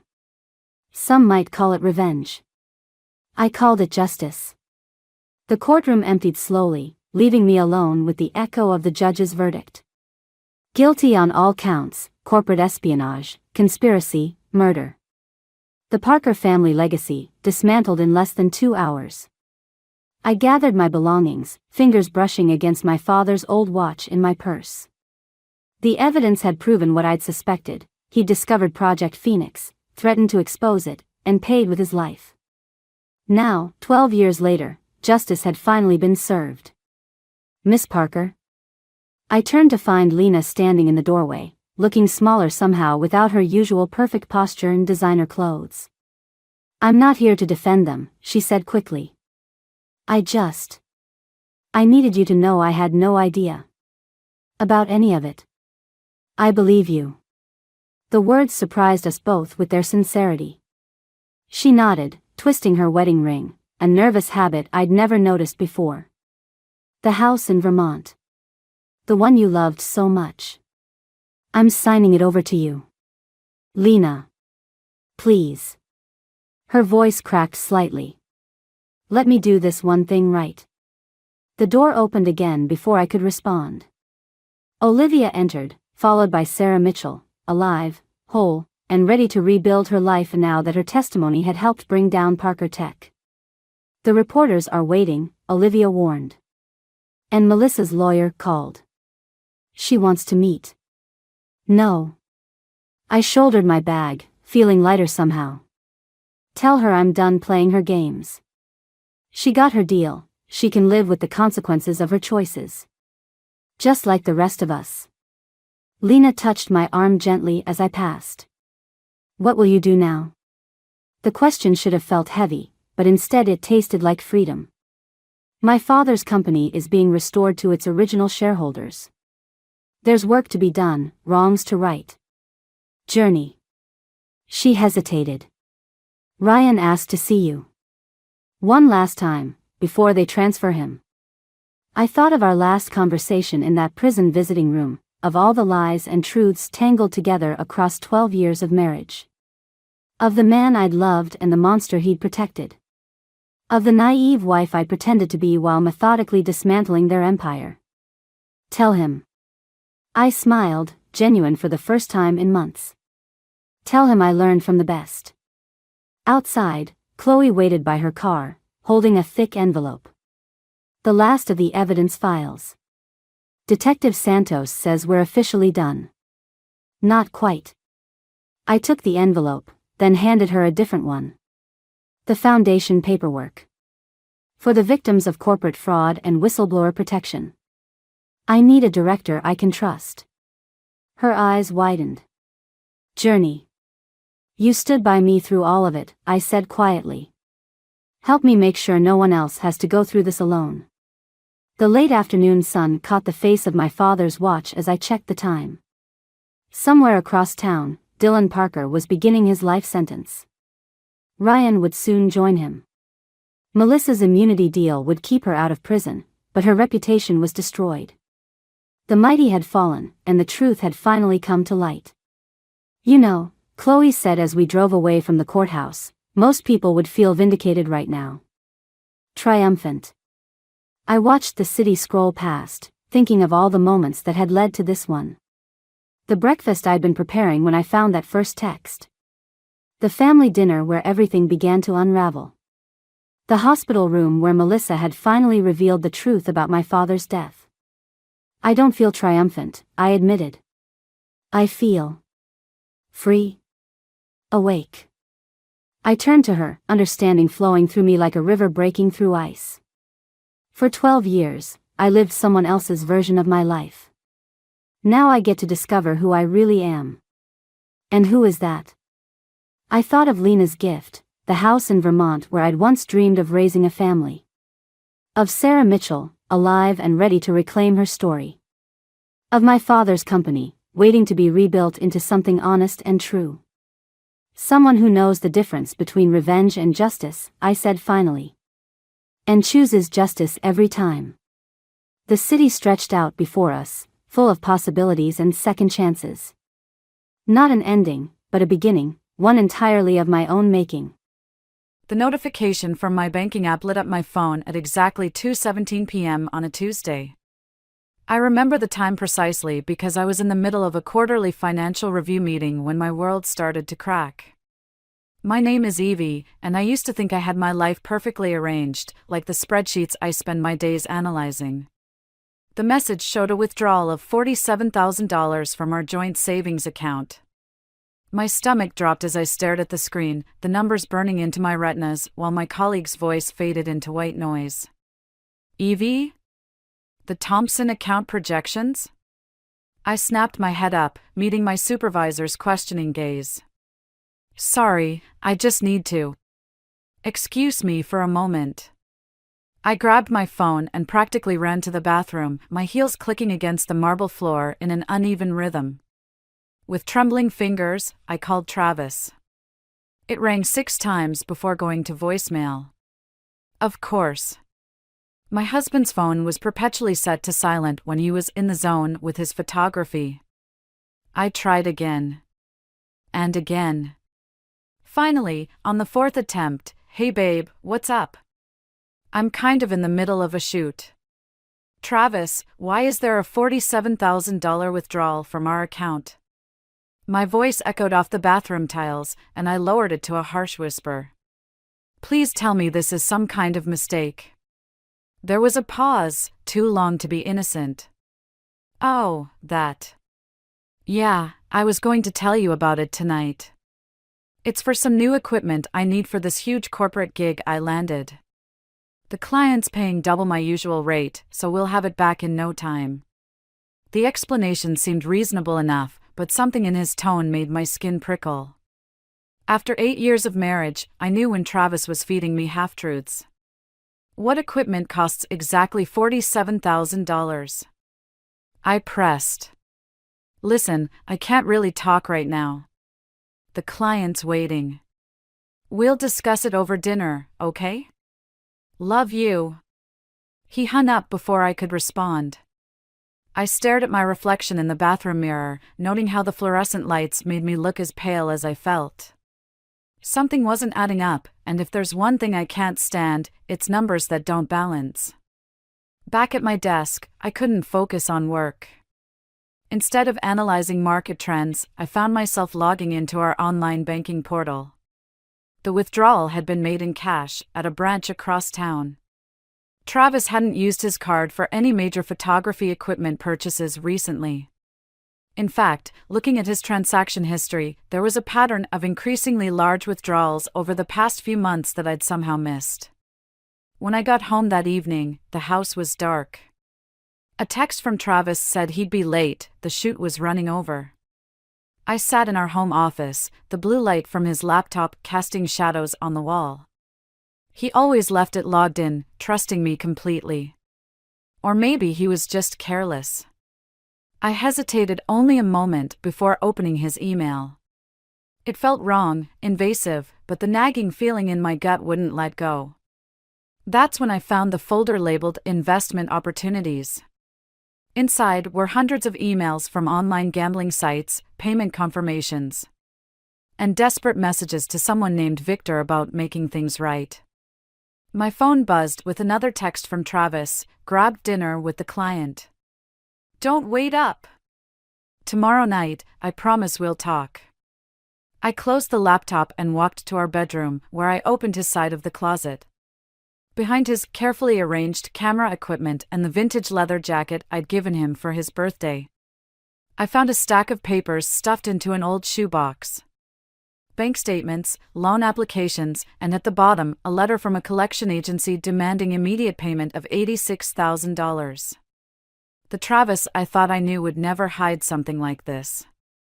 But then again, maybe I never really knew Travis at all. And that realization scared me more than any number on those statements. I barely slept that night, watching Travis's side of the bed remain empty until dawn. When he finally stumbled in around 6 a.m., I pretended to be asleep, studying him through barely open eyes as he kicked off his shoes and collapsed fully clothed onto the mattress. My brother Sam's law office was only a 10-minute walk from my workplace, but it felt like miles that morning. Each step was heavy with the weight of what I'd discovered. When I arrived, his secretary waved me straight through. Being the boss's sister had its perks. "You look like hell," Sam said, not looking up from his computer. When I didn't respond with our usual banter, he finally raised his eyes. "Evie?" I dropped the stack of papers I'd found in Travis's closet onto his desk. "I need your help." Sam picked up the collection notice, his expression darkening as he read. "Jesus Christ. 86,000? Plus the 47 from your savings? He shuffled through the papers, his lawyer face settling in. How long has this been going on? I don't know. My voice cracked. I thought I knew everything about our finances. I'm supposed to be good at this, Sam. It's literally my job. This isn't your fault. Sam leaned back in his chair, running a hand through his graying hair. Remember when Travis bought that vintage Harley right before your wedding? He sold it 3 months later. Said it wasn't practical. No, Evie. He crashed it. Totally wrecked.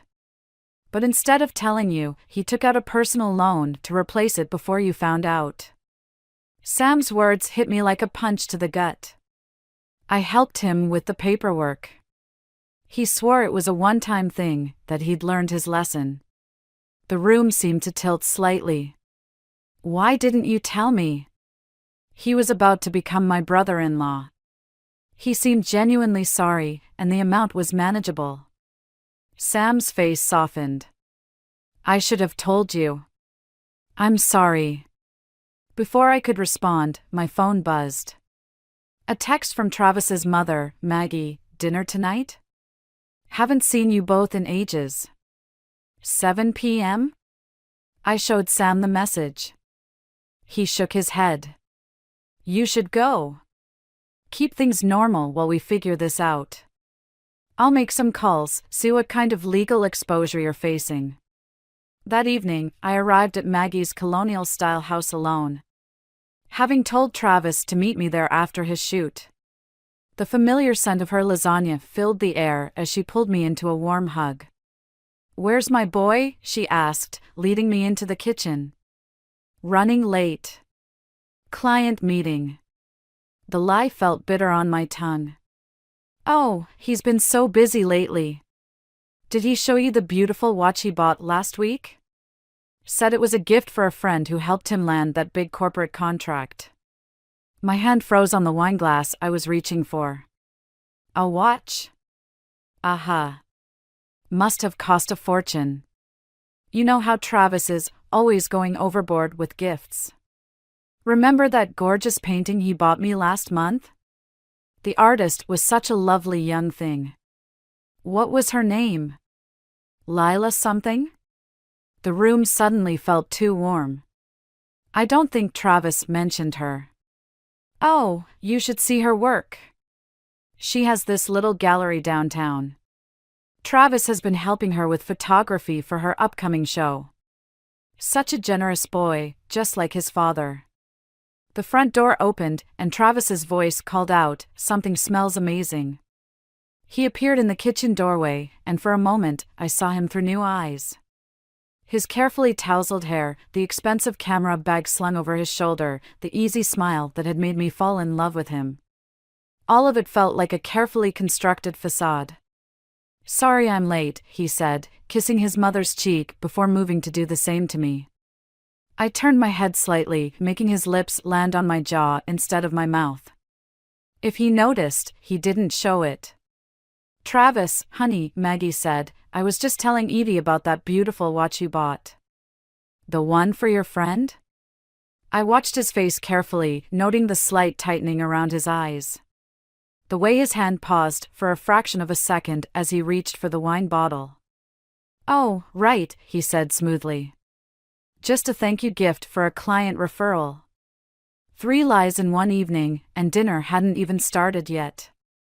I took a long sip of wine, wondering how many more revelations were waiting to shatter what remained of my marriage. The business card felt heavy in my hand.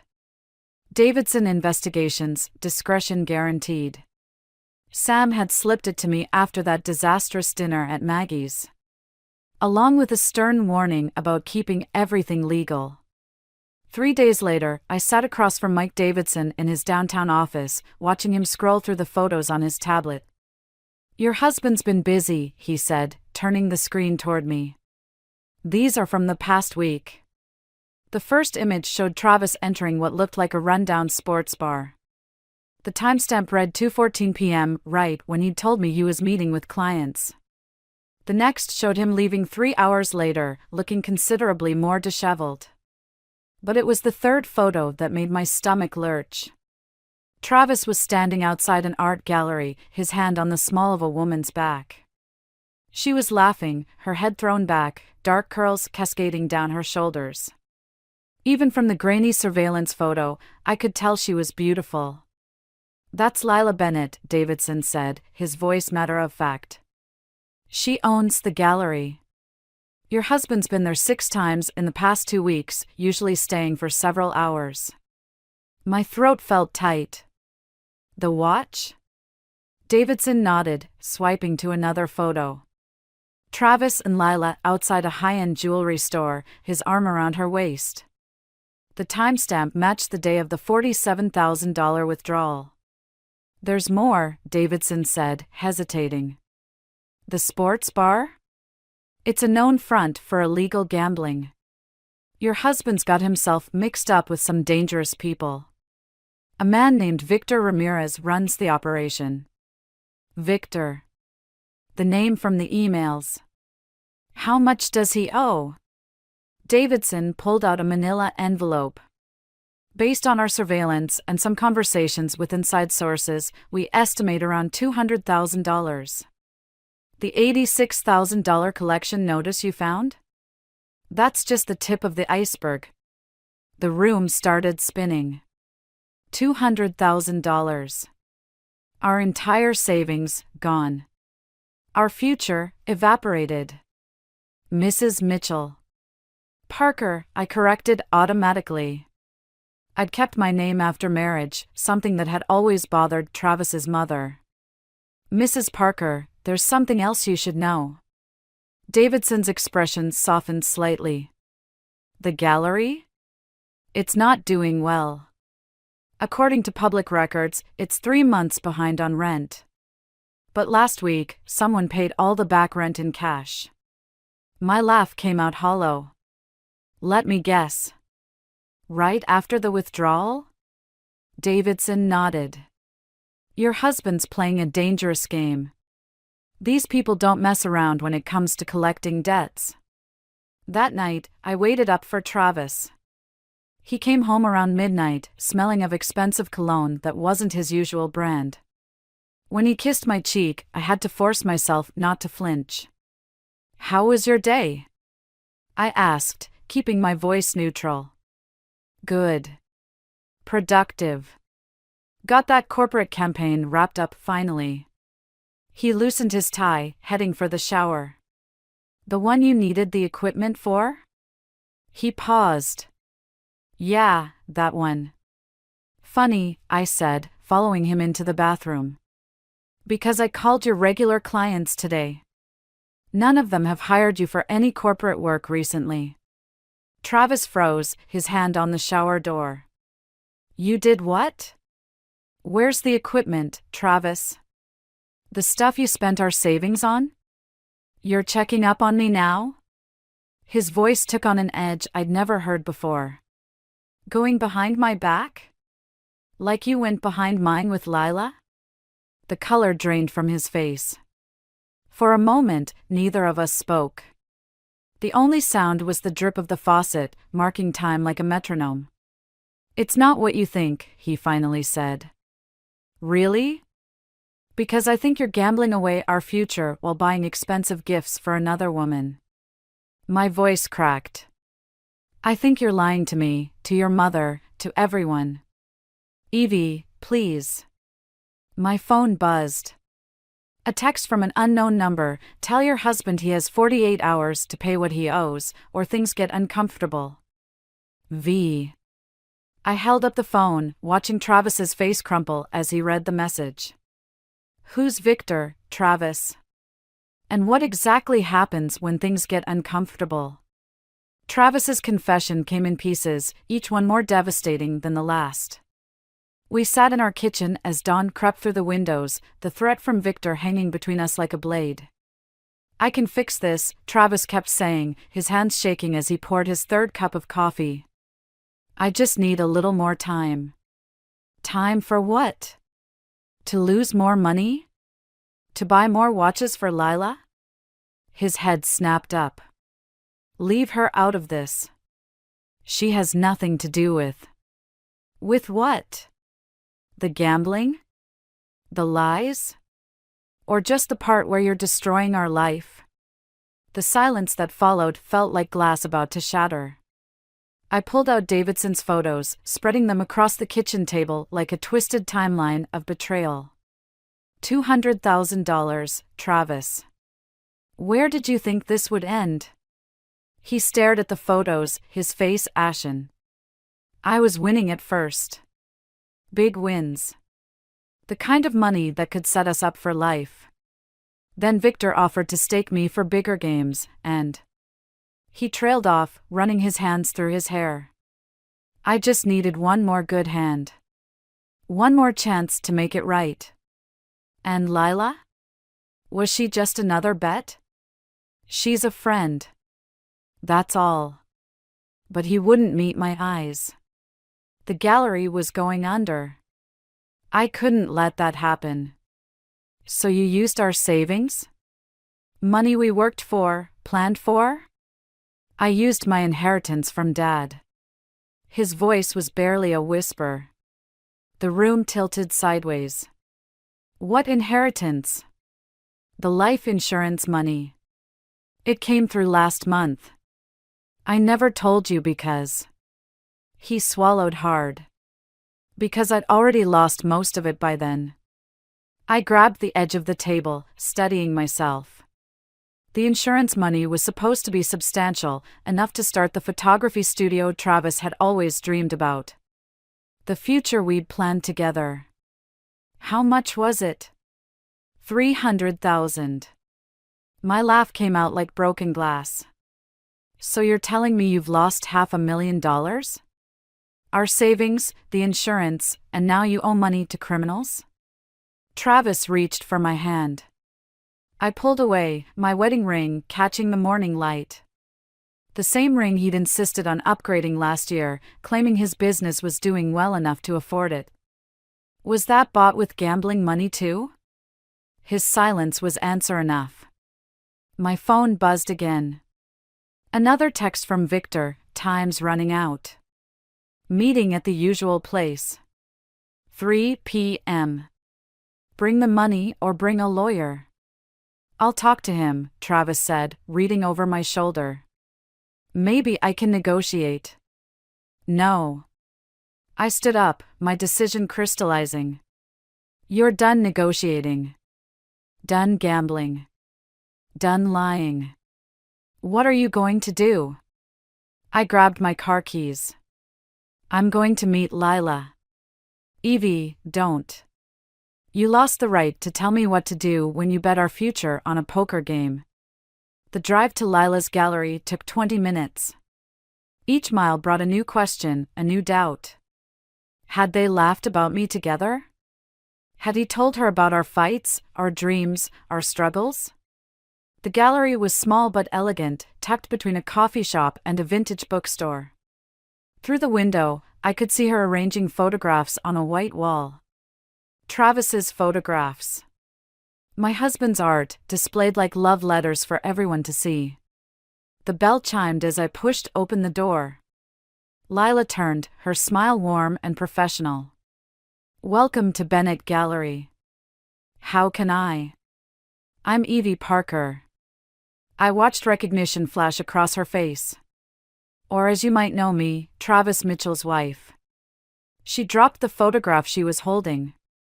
It hit the floor with a crack, the glass splintering across the polished concrete. In that broken reflection, I saw both our faces, two women caught in the same man's web of lies. His wife? Her voice trembled. But he said he was divorced. That his ex-wife. Let me guess. That his ex-wife took everything in the settlement? That he's still paying off her debts? Lila sank into a nearby chair, her face draining of color. Oh God. The money he gave me for the gallery was stolen, I finished. Just like everything else. Lila and I sat in her back office, 2 cups of untouched coffee growing cold between us. Her gallery walls were covered in Travis's photographs, moments he'd captured while lying to us both. I recognized some of them from the days he'd claimed to be at client meetings. He said the money was from his photography business, Lila whispered, staring at her trembling hands. That he wanted to invest in emerging artists. My phone buzzed again. 2 hours until Victor's deadline. Did he ever mention gambling? I asked. She shook her head, then stopped. Wait. There was this one night. He was acting strange, kept checking his phone. Said he needed to meet someone about an investment opportunity. When he came back. She swallowed hard. His knuckles were bruised. The gallery door chimed. We both turned to see Travis stumbling in, his face pale and sweating. Evie, please, you can't be here, he froze when he saw Lila. I can explain everything. Like you explained being divorced? Lila stood up, her artist's hands clenched into fists. Or how you explained the gallery money. I was going to pay it back. All of it. Victor just needs. Victor? Lila's voice cracked. The same Victor who sent those men here last week? I felt the blood drain from my face. What men? They came looking for Travis. Said something about collateral. She hugged herself, shrinking into herself. They took some of the artwork. Said it was insurance. Travis stepped forward. Lila, I'm so sorry. I never meant. The sharp crack of her palm against his cheek echoed through the gallery. Get out. Both of you. I'm calling the police. You can't, Travis pleaded. Victor will. Will what? I demanded. Hurt us. Like he hurt you that night? Before Travis could answer, the gallery door chimed again. 2 men in expensive suits entered, their presence filling the small space like smoke before a fire. Time's up, Mitchell, the taller one said. Victor's waiting. Travis's face went from pale to gray. I just need one more day. No more days. The man's eyes swept over the gallery, lingering on Lila's frightened face before settling on me. Though maybe we can work something out. Victor's always had an eye for alternative payment methods. I felt something snap inside me, not like breaking, but like a lock clicking open. All the fear and hurt of the past weeks crystallized into something harder, colder. Actually, I said, pulling out my phone, I'd like to speak to Victor myself. Evie, don't, Travis started. Shut up. My voice was ice. You've done enough talking. I turned to the men. Tell Victor the first have a proposition. One that involves Travis's inheritance money. The shorter man raised an eyebrow. The insurance payout's gone, lady. Your husband blew through it weeks ago. No, I smiled, pulling up the email from Sam I'd received that morning. He only got half of it. The other half was meant to go to his mother, but there was a clerical error. The insurance company just released the funds this morning. I have access to the account details. Travis's eyes widened. How did you? While you were busy destroying our lives, I was actually trying to save them. I turned back to Victor's men. Tell him I want to meet. Just me. And tell him to bring proof of Travis's debts. All of them. The taller man made a call, speaking quietly into his phone. After a moment, he nodded. Victor will see you. Now. As we headed for the door, Lila called out, Evie? What are you going to do? I looked at Travis, seeing him clearly for the first time, not as the man I'd married, but as the stranger he'd become. I'm going to make sure everyone gets exactly what they deserve. The men led me to a waiting car, leaving Travis standing in the gallery doorway. His reflection fractured across the broken photograph still lying on the floor. In that moment, I realized revenge wasn't about hurting someone who hurt you. Sometimes, it was about making sure justice came in exactly the right form at exactly the right time. And I knew exactly what form Travis's justice needed to take. Victor's office was nothing like I'd imagined. No dark warehouse or smoky backroom, just a pristine suite in a downtown high-rise with floor-to-ceiling windows overlooking the city. He sat behind a glass desk, wearing a suit that probably cost more than my monthly salary. "Mrs. Parker," he said, gesturing to the chair across from him. "I appreciate punctuality in business matters." I placed Sam's legal documents on the desk. "Let's talk about Travis's debt." Victor smiled, but it didn't reach his eyes. "Your husband owes me $200,000. The terms were clear." "Show me." He slid a leather folder across the desk. Inside were promissory notes, each signed in Travis's familiar scrawl. The dates aligned perfectly with our missing savings, the withdrawn inheritance, the gallery payments to Lila. "And the interest?" I asked. "Compounds daily. Currently at 40%. My hands clenched in my lap. "That's illegal. So is gambling in my establishment. Yet here we are." Victor leaned forward. "I understand you have access to the remaining insurance money?" "I do. But I have conditions." His eyebrow raised slightly. "You're not in a position to negotiate, Mrs. Parker." "Actually, I am." I pulled out my phone, showing him the email from Sam. "This money legally belongs to Maggie Mitchell. One call from me, and she'll know everything, the gambling, the debt, the threats. How do you think it'll look when a grieving widow goes to the police about loan sharks threatening her son?" Victor's smile vanished. "You're playing a dangerous game." "No, I'm ending one." I met his gaze steadily. "Here's my offer. I'll transfer the insurance money, all $150,000. In exchange, you'll sign a document stating Travis's debt is paid in full. And you'll never contact him again. That's less than what he owes. It's more than you'll get if I walk out that door." The silence stretched between us like a wire about to snap. Finally, Victor nodded to one of his men, who produced a document. "Sign here," Victor said.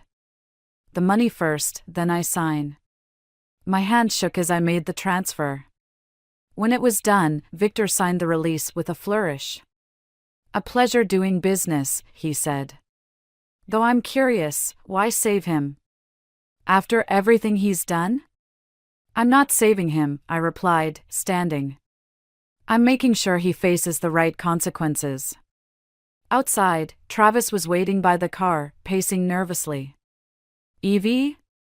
What happened? Are we okay?" I handed him the signed release. "The debt's paid. You're free." His shoulders sagged with relief. "Thank God. Baby, I promise I'll make this up to you. We can start fresh." "No, Travis. We can't." He froze. "What do you mean?" "I mean, I just used your mother's inheritance to save your life. Money that was meant to support her after losing your father." I stepped back as he reached for me. "The gallery's pressing charges for fraud. Lila's lawyer will be contacting you about the stolen funds. And I've already filed for divorce. Evie, please. You have two choices," I cut him off. "Either you check into rehab today, right now, or I call your mother and tell her everything. How you gambled away her husband's insurance money.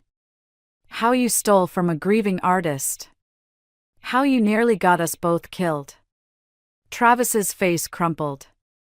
"I need help," he whispered. "I know." I pulled out one last piece of paper, the admission form for a treatment center. "That's why I already made the arrangements." "Will you?" He swallowed hard. "Will you wait for me?" I thought about all the nights I'd waited for him, not knowing he was gambling away our future. About Lila waiting in her gallery for a man who'd never really existed. About Maggie still waiting for her son to become the man his father had been. No, I said softly. But maybe someday you'll be someone worth waiting for.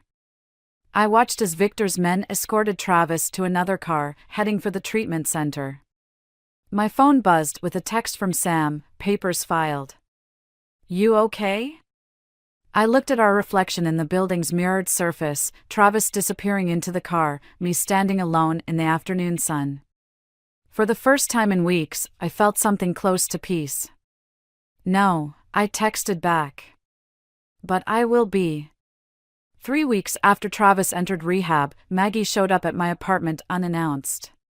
She stood in my doorway, clutching her handbag like a shield, looking older than I'd ever seen her. Were you ever going to tell me? Her voice trembled. About what Travis did with Robert's money. I stepped aside to let her in.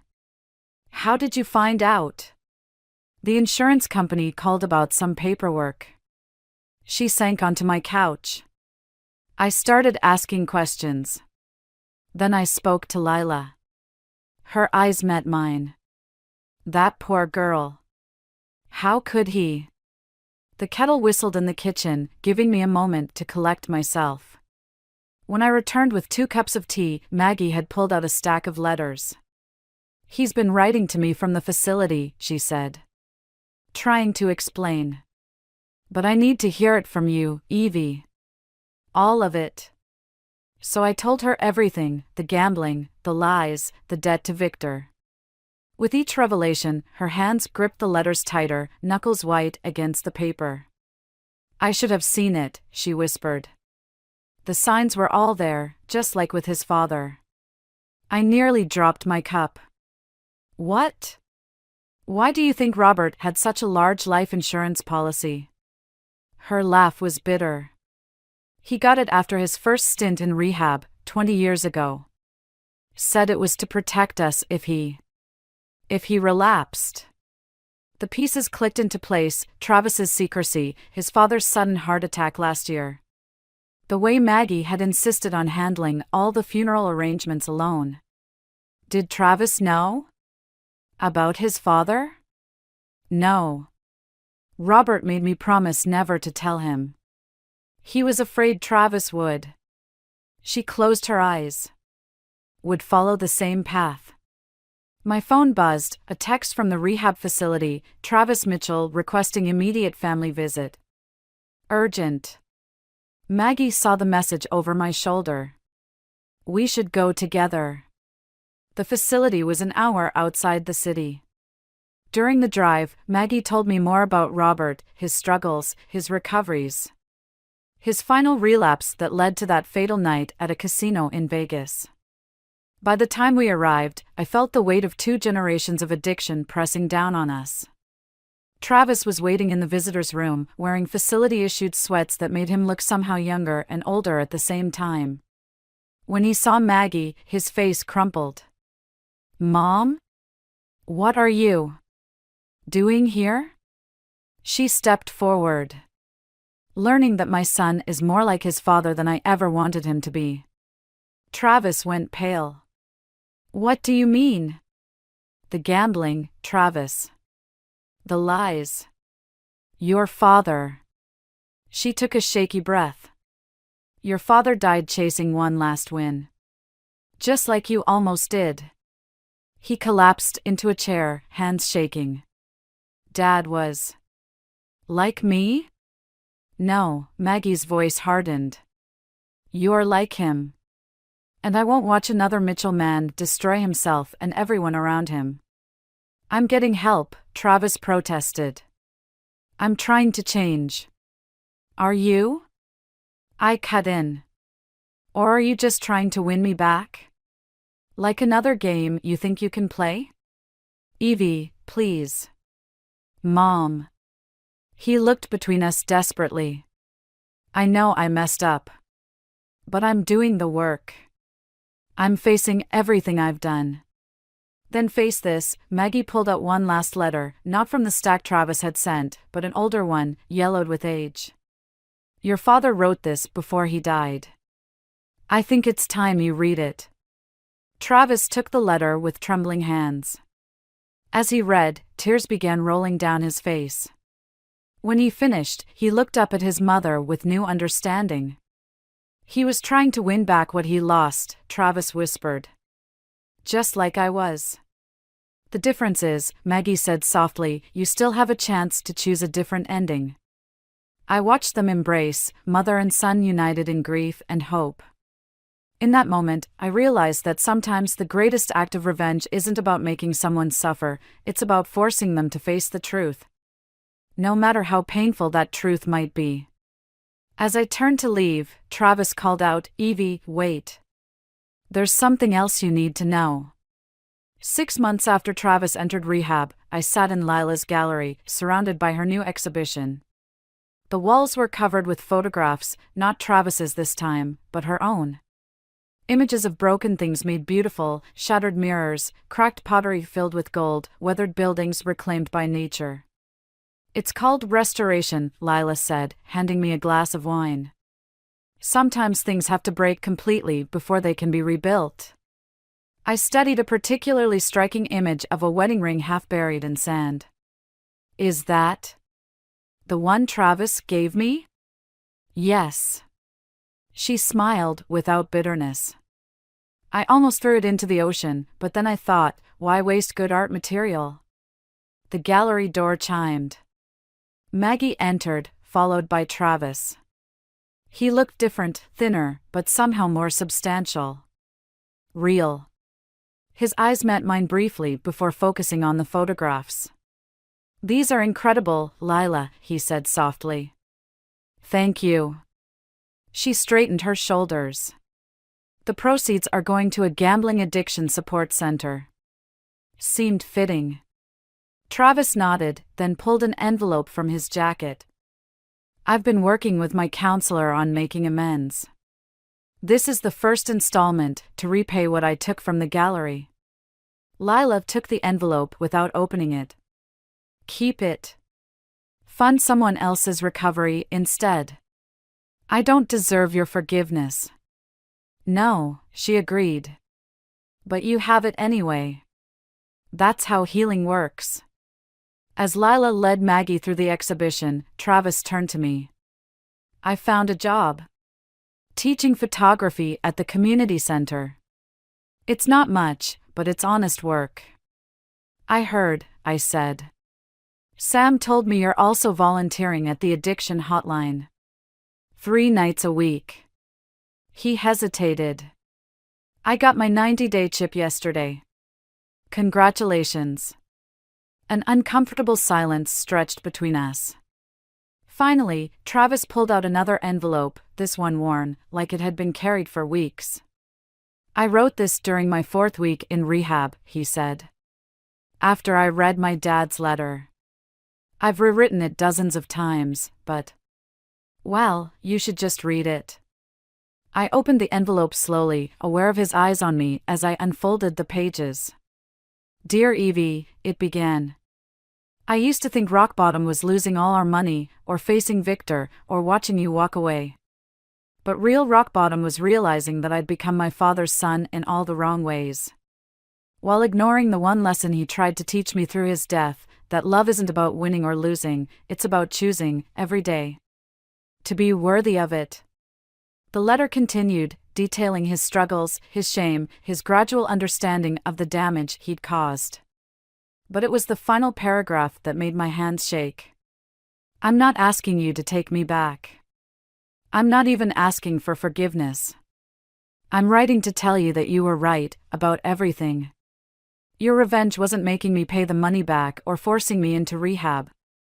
Your revenge was making me face myself, completely and honestly, for the first time in my life. And for that, I will always be grateful. I folded the letter carefully, aware of the weight of everything unsaid between us. The divorce papers are final next week, I said quietly. I know. Travis smiled sadly. You know what's strange? For the first time in my life, I'm not trying to win anything back. I'm just trying to be better. Across the gallery, Lila was showing Maggie a photograph of a broken clock, its gears scattered but glinting with possibility.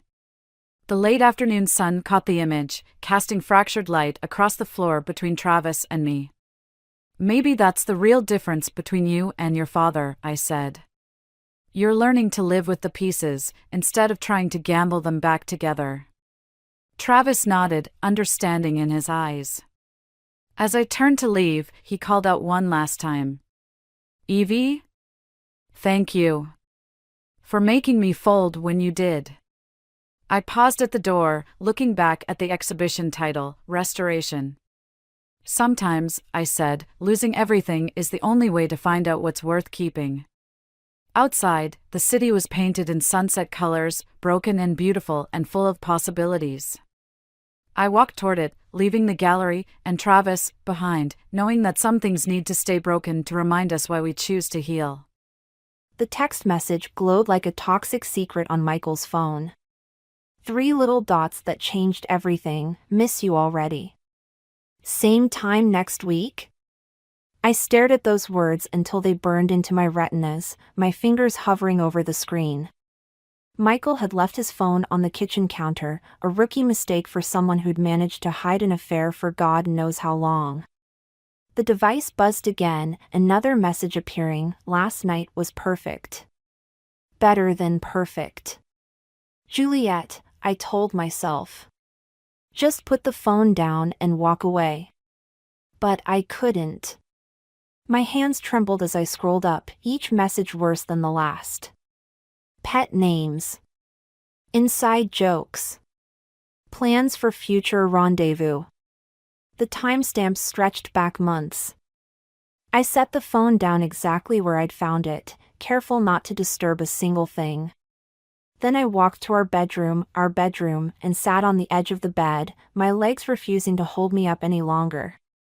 15 years of marriage reduced to digital evidence of betrayal. 15 years of trust shattered by a carelessly unlocked phone. The front door opened, and I heard Michael's footsteps. "Jules? You home?" "In here," I called out, amazed at how steady my voice sounded. He appeared in the doorway, loosening his tie. "There you are. Sorry I'm late. That Morrison case is killing me." He leaned down to kiss my cheek, and I fought the urge to recoil. His cologne, the same scent I'd bought him for Christmas, now felt like another lie. "Rough day?" I asked, watching his face for any sign, any tell. "The usual." He shrugged, hanging up his suit jacket. "Opposing counsel's being difficult. Nothing I can't handle." I wondered if lying came as naturally to him in court as it did at home. "I was thinking about dinner," I said. "Maybe that new Italian place?" "Can't tonight, sweetheart. I've got to review some depositions."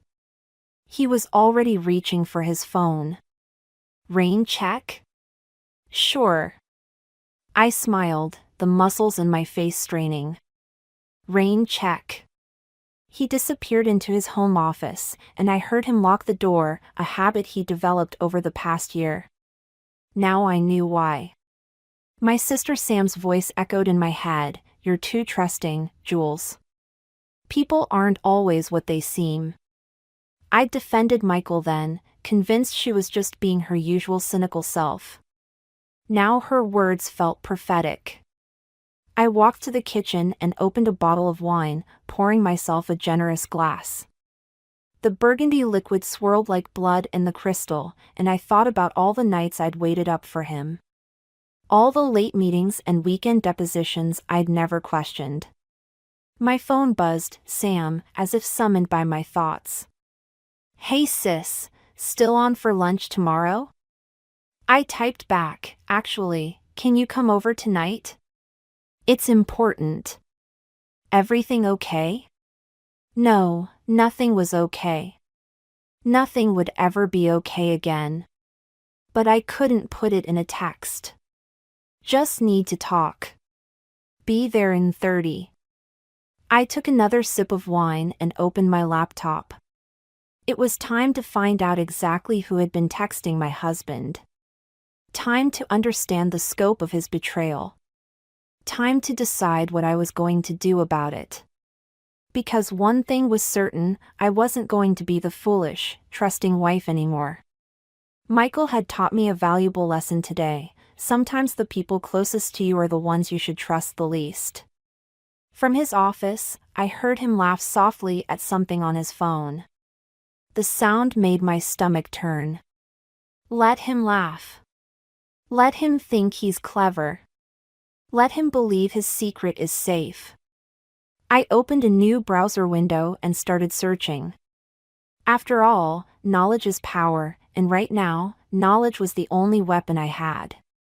Sam arrived with a bottle of tequila and that look in her eyes, the one that said she already knew something was wrong. I hadn't even opened my mouth, and she was pulling me into a fierce hug. "Spill it," she said, kicking off her boots. "And don't try to sugarcoat anything. Your text had crisis written all over it." I led her to the kitchen, where my laptop displayed the results of 2 hours of obsessive searching. Social media profiles, LinkedIn connections, event photos, digital breadcrumbs leading to one name, Nora Carter. "I need you to stay calm," I said, pouring the tequila. "That's never a good start to any conversation." Sam settled onto a bar stool, her artist's hands wrapped around the glass. "Just tell me." I pulled up Michael's phone records, amazing what you can access when you know your husband's passwords. 312 calls in the past 6 months. All to the same number. Sam's eyes narrowed as she scrolled through the data. "Please tell me this isn't what I think it is." "It gets better." I showed her the text messages I'd photographed earlier. Her name is Nora. She's a marketing executive. Married. 2 kids. Perfect life, according to Instagram. That lying son of a... Sam slammed her glass down. "I'm going to kill him." "Get in line." "How long?" "At least a year, maybe more." My voice cracked. I found hotel receipts going back 18 months. Sam's face darkened. "You need to confront him. Tonight. Right now. I'll go drag him out of that office myself." "No." I gripped her arm. "I'm not ready yet." "What do you mean, not ready?" "Jules, he's cheating on you. And I need to know everything before I make my move." I pulled up Nora's professional headshot, all perfect teeth and calculated warmth. "I need to understand what I'm dealing with." Sam studied my face. "You're planning something." "Maybe." "Jules." Her voice softened. "Revenge isn't going to make this hurt less. This isn't about hurting less." I closed the laptop. It's about making sure they both understand exactly what they've done. From the office, Michael's voice drifted out, another work call. Sam's hands clenched into fists. "How can you stand it?" she whispered. "Knowing he's probably talking to her right now? Because every lie he tells is one more piece of evidence." I took a long sip of tequila. One more reason to make this count. "What are you going to do?" "I don't know yet. But when I figure it out." I met her eyes. "I need to know if you're with me. Always." She squeezed my hand. "But promise me something." "What?" "Don't lose yourself in this. Revenge can eat you alive if you let it." Michael's office door opened, and we both tensed. He appeared in the kitchen doorway, surprise flickering across his face. "Sam. Didn't know you were coming over." "Surprise visit," she said, her smile razor sharp. "Sister's night." Great. He grabbed a water bottle from the fridge. Don't let me interrupt. I've got a conference call with Shanghai in 10 minutes. At this hour? Sam's voice dripped with skepticism. Time zones, he said smoothly. You know how it is. I watched him retreat, noting how easily the lies came now. How natural he made it all seem. Shanghai, Sam muttered once he was gone. Right. I pulled out my phone and showed her one last piece of evidence, a charity gala invitation I'd found while searching. Next Saturday. Nora Carter is on the organizing committee. Understanding dawned in Sam's eyes. You're going. We're going. I smiled, and it felt dangerous. Time to meet the other woman, don't you think? Sam studied me for a long moment. You're different, she finally said. There's something in your eyes. Good different or bad different? Scary different. She poured more tequila. But maybe that's exactly what you need to be right now. In his office, Michael laughed at something, or someone, and the sound echoed through our house like a challenge. Let him laugh. Let him think he's won. I had a week to plan, and a sister who'd help me burn it all down. The Ritz-Carlton lobby gleamed with old money and discretion.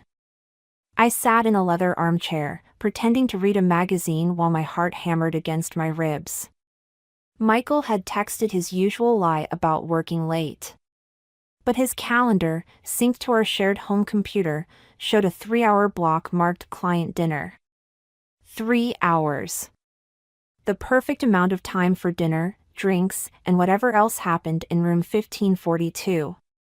I'd followed him here, watching him stride through these same doors 20 minutes ago. He hadn't even looked around, so confident in his routine, so sure of his security. The front desk had greeted him by name. My phone buzzed. Sam, you okay? I'm here. He's upstairs. Want me to come? No. I need to do this alone. I slipped my phone away as the elevator doors opened. And there she was, Nora Carter in the flesh. Sleek black dress, designer heels, wedding ring catching the light. She moved with the easy confidence of someone who'd done this before, many times before. The magazine crinkled in my white-knuckled grip as she passed within feet of me. Her perfume lingered, something expensive and French. I wondered if her husband had bought it for her, like I'd bought Michael's cologne. My camera felt heavy in my purse. I counted to 60, then stood up. The elevator ride to the 15th floor lasted an eternity. Each floor number lit up like a countdown to destruction. The hallway was empty when I stepped out. I moved quietly, following the room numbers until I found 1542. From inside came the muffled sound of laughter, her laughter. I recognized it from the charity gala videos I'd studied online. My hands shook as I pulled out my phone and opened the camera. The "Do Not Disturb" sign mocked me from the doorknob. I stepped back, positioning myself around the corner where I could see the door but remain hidden. The wait was excruciating. Every sound made me flinch: ice machines, distant elevators, housekeeping carts. But I forced myself to stay, to witness, to document. 2 hours and 17 minutes later, the door opened. They emerged together, his hand on the small of her back. I started recording. Next week, she asked, adjusting her dress. Same time. Michael kissed her, right there in the hallway. I'll make an excuse about that Peterson case. You're getting good at excuses. I learned from the best. He smiled, that crooked smile that used to make my heart skip. Give Elliot my regards. She laughed again, and I caught it all on video, the casual cruelty, the shared jokes, the easy intimacy of long-term lovers. They parted at the elevator, careful to leave separately. Professional adulterers, practicing their craft. I waited until they were both gone before sliding down the wall to sit on the hotel's plush carpet. My hands wouldn't stop shaking as I reviewed the footage. The images were clear, damning, Michael and Nora, caught in their carefully choreographed dance of deception. A housekeeper rounded the corner, pushing her cart. She paused when she saw me. "You okay, miss?" I looked up at her, suddenly aware of how I must appear, a woman alone, sitting on the floor of a hotel hallway, trembling.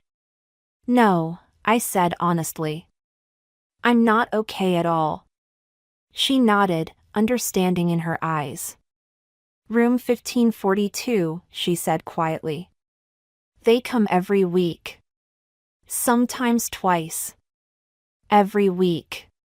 Sometimes twice." I stood up, smoothing my clothes. "Thank you." "What will you do?" she asked. I thought about Michael's smile, Nora's laugh, their casual destruction of 2 marriages. Whatever's necessary. Back in my car, I sent the video to Sam with a single message, "I'm ready." Her reply came instantly, "Tell me what you need." What I needed was to make them feel this hollow ache, this burning shame. I needed them to understand that actions have consequences, that betrayal leaves scars. I started the engine, my mind already racing ahead to the charity gala. To Nora's perfect facade and carefully curated life. To all the ways it could shatter. Sometimes the best revenge isn't served cold. Sometimes it needs to burn. The coffee shop was 3 blocks from Elliott Carter's high school, and I'd chosen it carefully. Close enough to seem accidental, far enough that his wife wouldn't typically venture here. I nursed my 3rd latte, watching the door, wondering if this was crossing a line I couldn't uncross.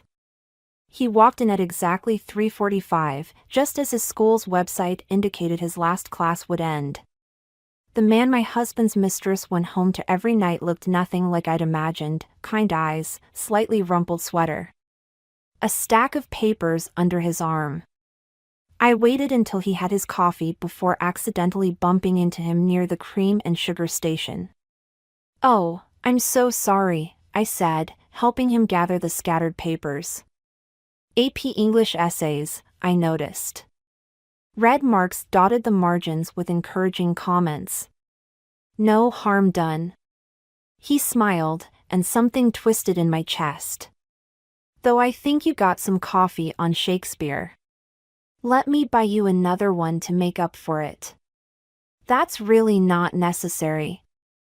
"I insist. I'm Juliet. Elliot." He shifted the papers. "Actually, I could use a break from grading these." We sat at a corner table, and I watched him doctor his coffee with 2 sugars, just like in the photos Nora posted of their morning routine. #blessed, #perfect husband, #soulmates. "You're a teacher?" I asked, though I knew everything about him already. "English department at St. Mark's. Going on 15 years now. You must love it." "Most days." He grinned. "Though sometimes I wonder if the kids are actually reading the books or just using ChatGPT." I laughed, and it felt genuine, the first real laugh in days. "Your wife must be proud of your dedication." "Nora?" Something flickered across his face, a shadow I recognized. "She's busy these days. Marketing executive, you know how it is. Always another meeting, another client dinner." Client dinner. The same excuse Michael used. "Must be hard," I said softly. "All those late nights. You get used to it." He stirred his coffee, though the sugar had long dissolved. "Sometimes I think. But no, that's not fair to her. She works hard. And you're a good husband for understanding. His smile turned sad. Am I? Sometimes I wonder if understanding is just another word for willful blindness. The bell above the door chimed, and we both looked up. A woman walked in, blonde, elegant, about Nora's age.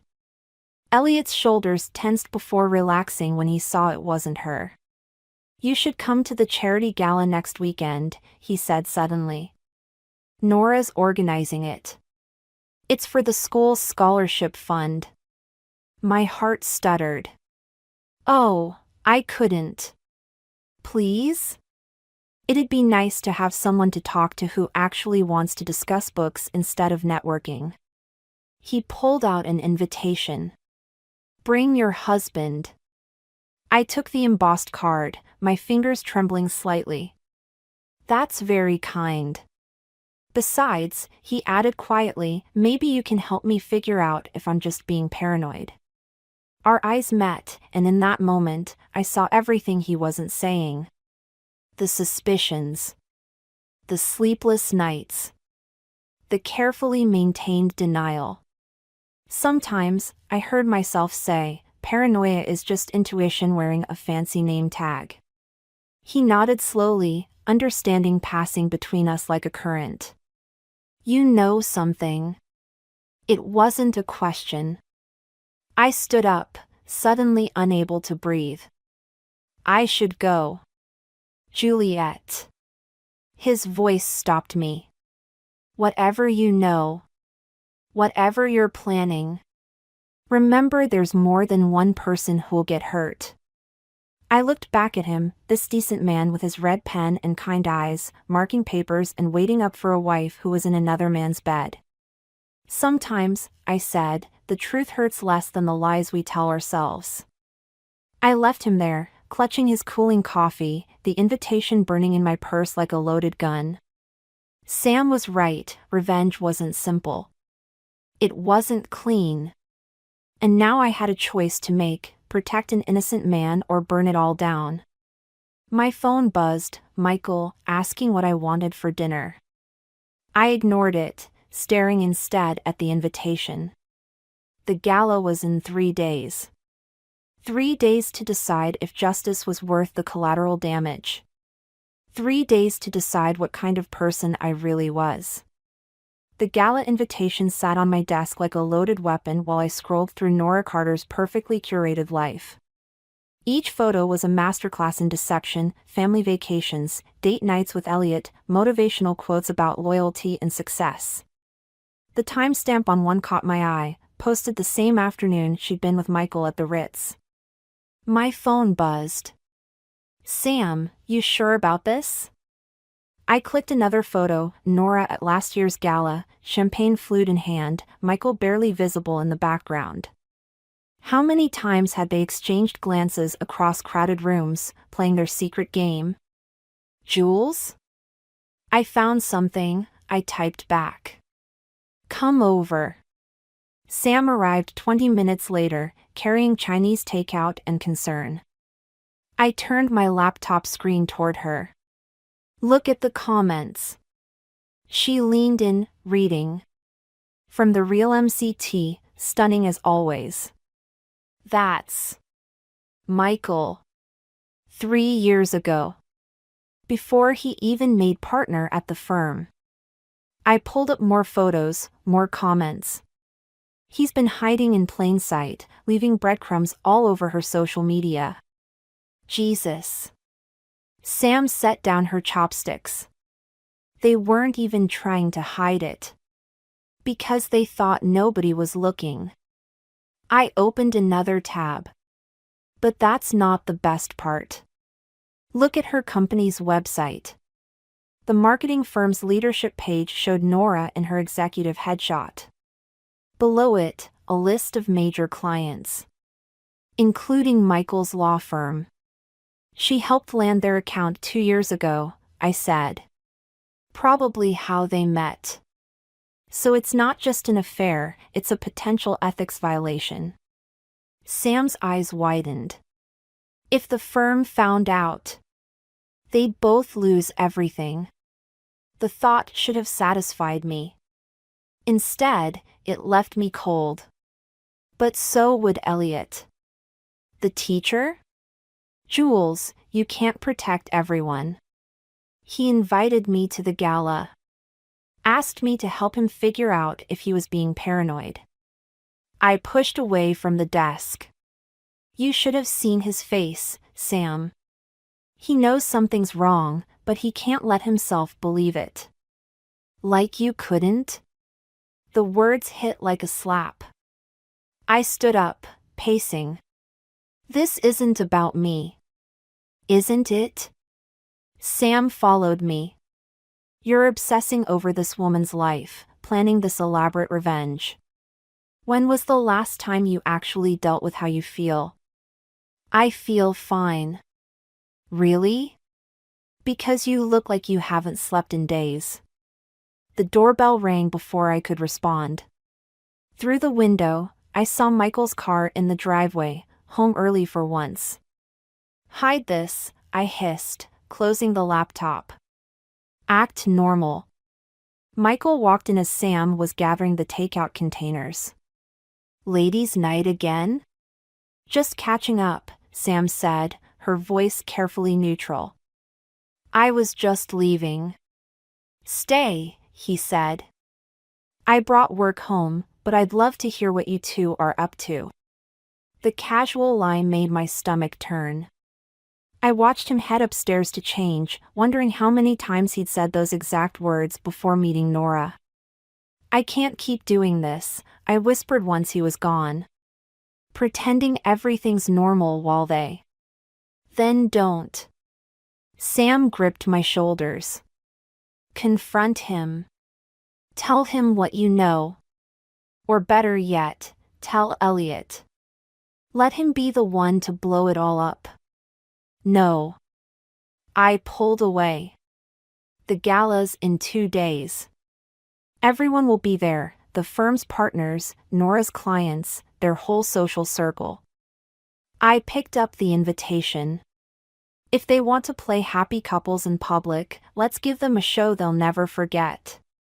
Jules. I've made up my mind. Sam studied me for a long moment. You know what scares me? I can't tell if you're trying to get justice or just trying to hurt them as much as they hurt you. Maybe there's no difference anymore. Upstairs, I heard Michael on the phone, another work call, no doubt. Another lie in an endless chain of deceptions. Sam gathered her things, pausing at the door. Just remember what you said about Elliot.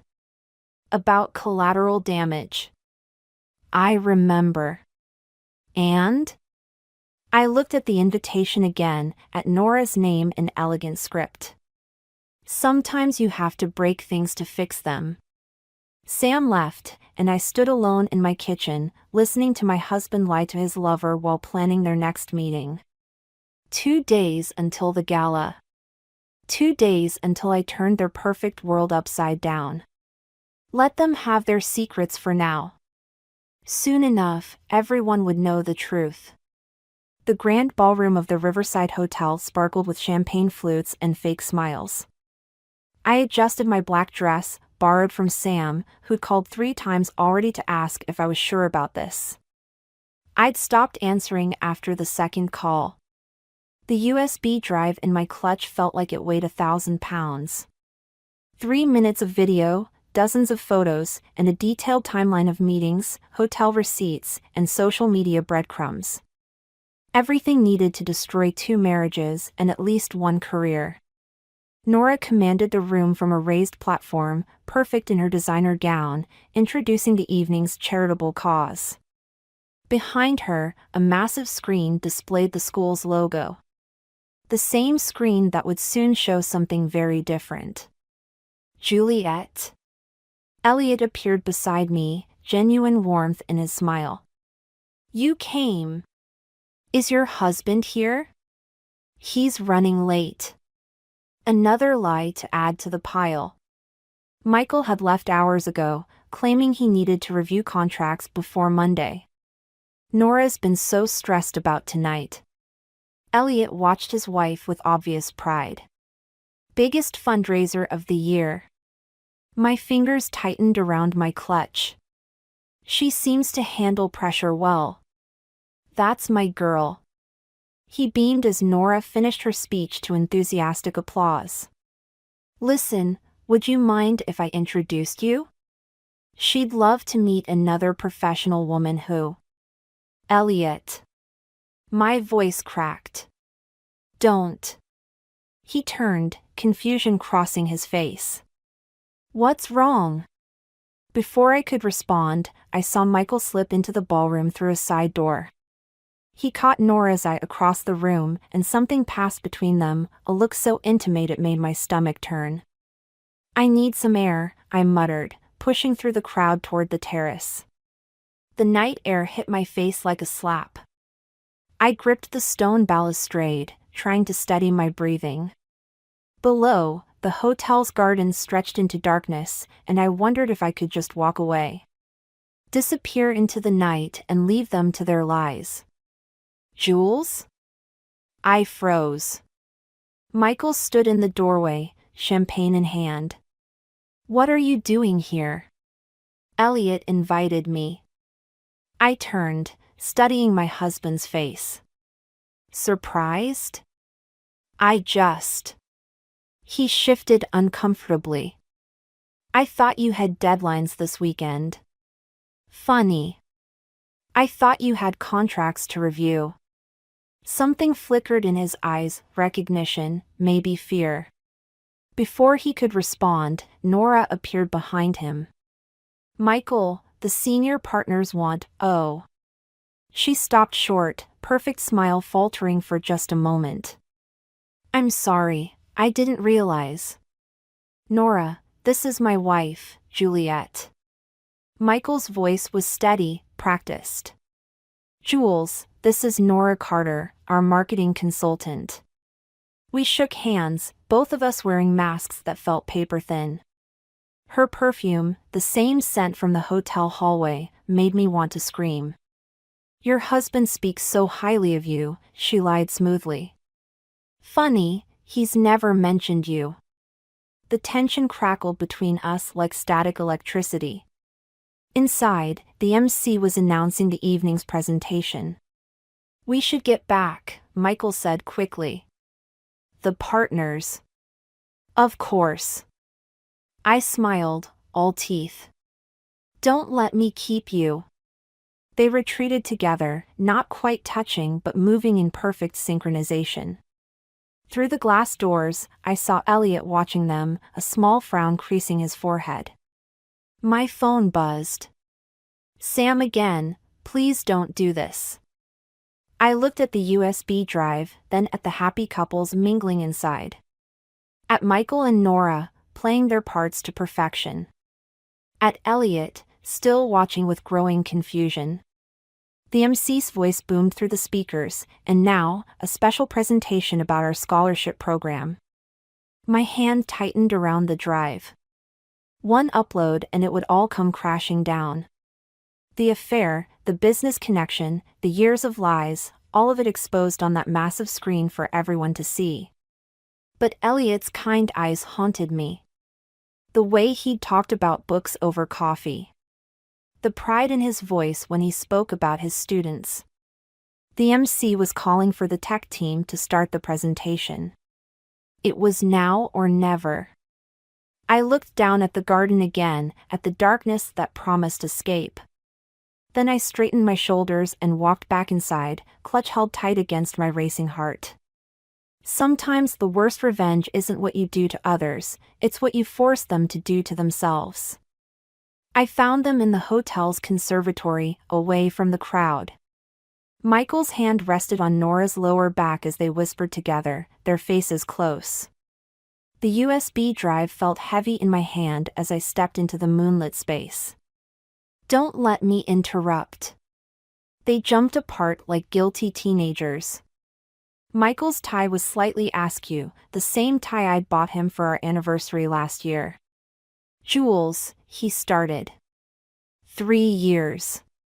My voice sounded strange even to me. 3 years of lies, and you couldn't even pick a different hotel. Nora's perfect composure cracked. How did you? Room 1542. Every Thursday. Sometimes Tuesdays. I moved closer, watching their faces. The housekeeper remembers you both. She was very helpful. Michael stepped forward. We can explain.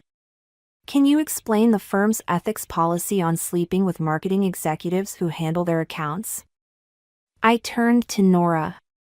Or should we ask your board of directors about that? The color drained from her face. You wouldn't. I have everything. I held up the drive. The hotel receipts. The messages. The timeline of meetings that mysteriously aligned with your business relationship. One email to the right people and... Stop. Michael's voice shook. Please, just... Stop. Why should I? You didn't stop when I needed you. When I was waiting up nights, believing your lies about work. I looked at Nora. Did he tell you I miscarried last year? While you were together in that hotel room, I was losing our baby alone. Nora flinched. I didn't know. Of course you didn't. Because you only saw what you wanted to see. Both of you. Footsteps echoed from the hallway. We all turned as Elliot appeared in the doorway, confusion etched on his face. Nora? The presentation's about to, what's going on?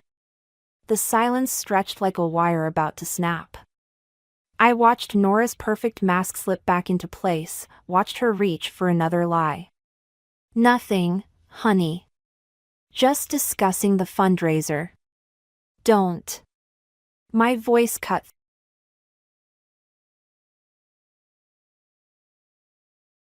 Moved between us, understanding dawning slowly. Juliet. I held out the USB drive. Everything you've been afraid to ask about is on here. Every late night. Every business trip. Every lie. Michael lunged for the drive, but I stepped back. Jules, think about what you're doing. I have thought about it. For weeks, I've thought about nothing else. I turned to Elliot. I'm sorry. You deserved better than this. Nora made a small, broken sound.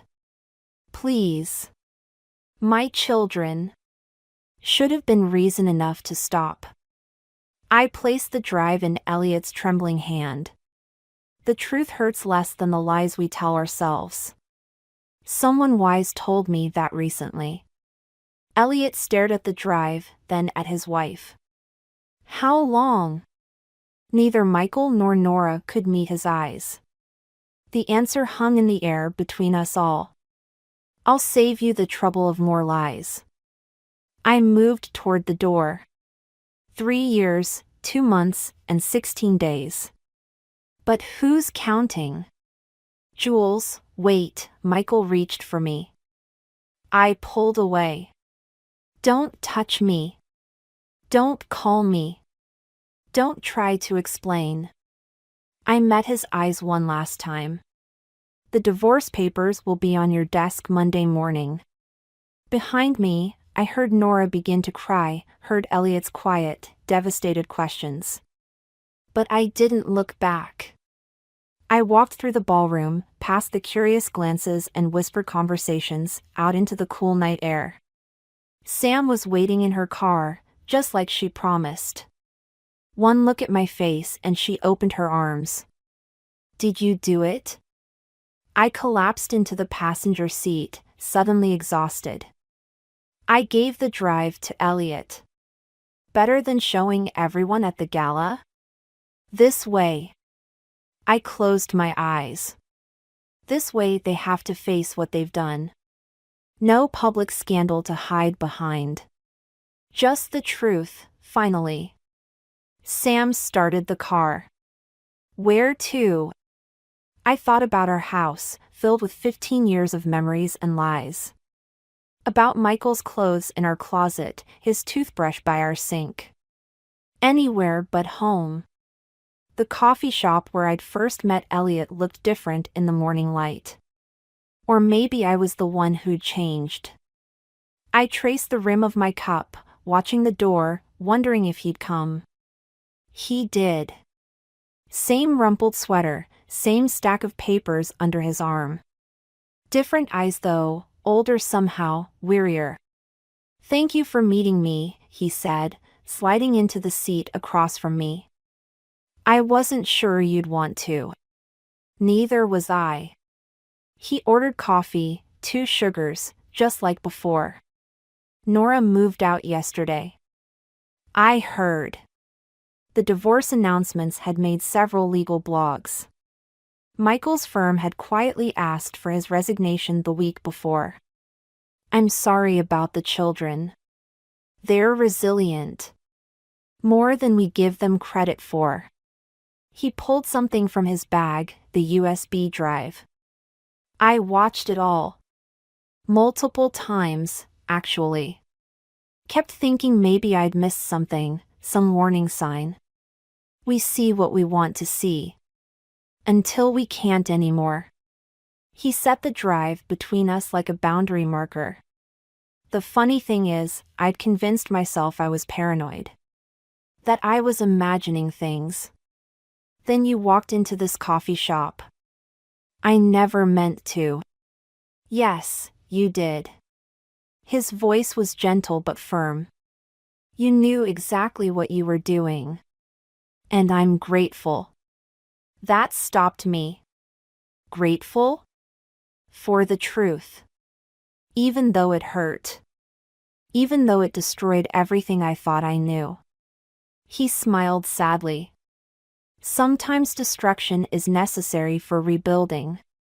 The barista called out another order, and we both jumped slightly. The normal world felt strange now, after everything. "I got a job offer," I said. "Design firm in Chicago. Fresh start. You'll take it?" "I think so." I looked around the coffee shop, at all the lives intersecting and diverging. There's nothing holding me here anymore. Except Sam. She's threatening to follow me. I smiled despite myself. Says she needs new inspiration for her art anyway. Elliot nodded, then reached into his bag again. "I have something for you." He pulled out a book, The Great Gatsby. "Light reading for dark times?" "Open it."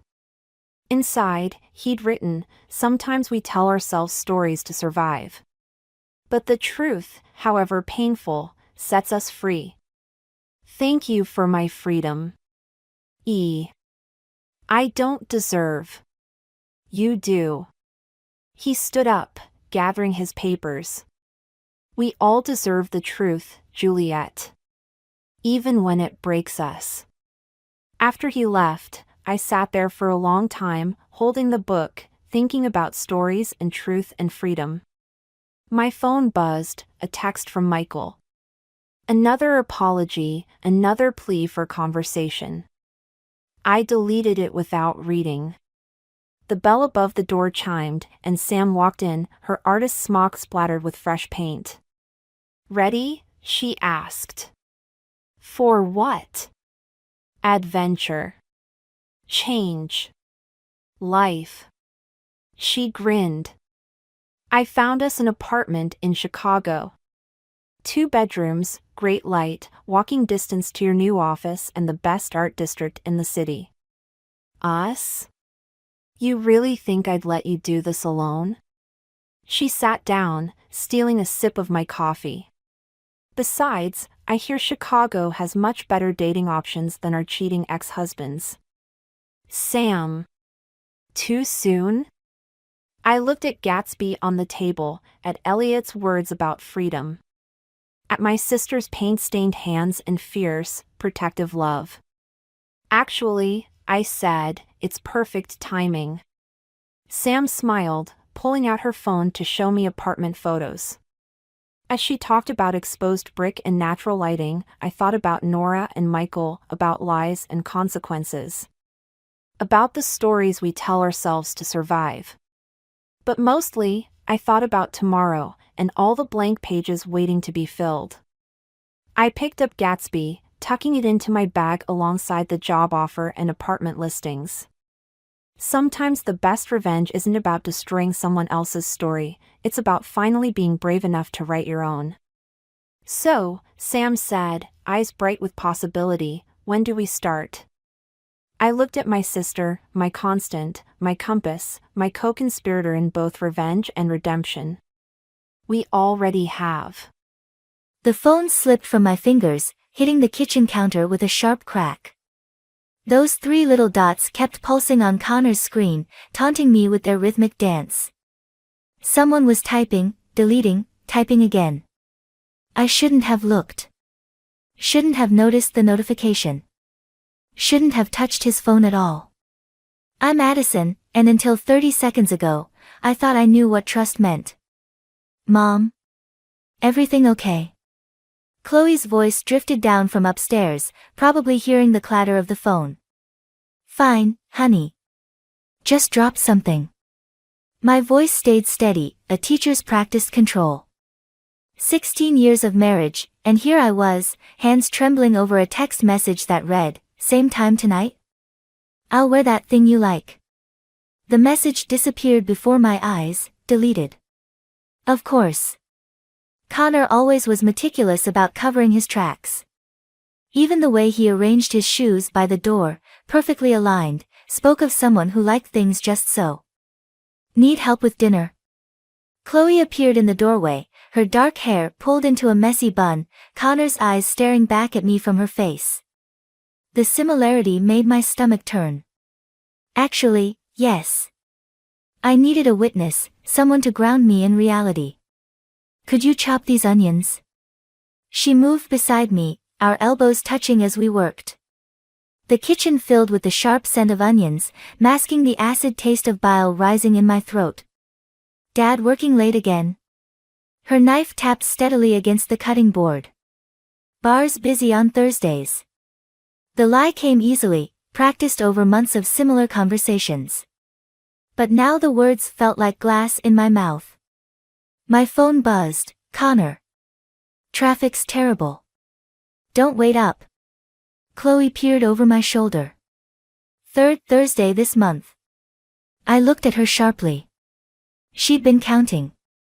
Mason noticed too, she added, scraping onions into the pot. He pretends not to, but he does. The front door opened, and Mason's backpack hit the floor with its usual thud. His footsteps dragged toward the kitchen, heavy with teenage exhaustion. Dad working late? He asked, reaching for an apple. Chloe's knife paused mid-chop. The silence stretched until I forced words through numb lips. Yes, honey. The bar's busy. Mason bit into his apple, eyes fixed on something distant. Weird. I walked past there after practice. Place looked pretty dead. The wooden spoon in my hand snapped. Both kids stared at the broken pieces. Mom? Chloe's voice was careful, measured. It's nothing. I tossed the splintered wood into the trash. Just old. Everything gets old eventually, doesn't it? Mason disappeared upstairs, but Chloe lingered, her presence both comfort and witness to my unraveling. You know, she said, voice low, Aunt Rachel mentioned this guy, Peter something. He's good at finding things out. Things people want to keep hidden. My hands stilled over the stove. Your aunt talks too much. Maybe. Chloe shrugged. Or maybe she talks just enough. I turned to face my daughter, really looking at her. When had she grown so perceptive? So strong? Sometimes, she continued, the worst part isn't what you find out. It's pretending you don't already know. The timer buzzed, making us both jump. Dinner would be ready soon, a meal for 3 instead of 4.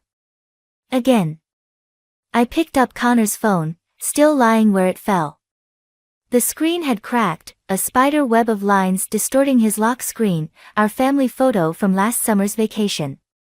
All of us smiling, none of us seeing the fractures already forming. Mom? Chloe touched my arm.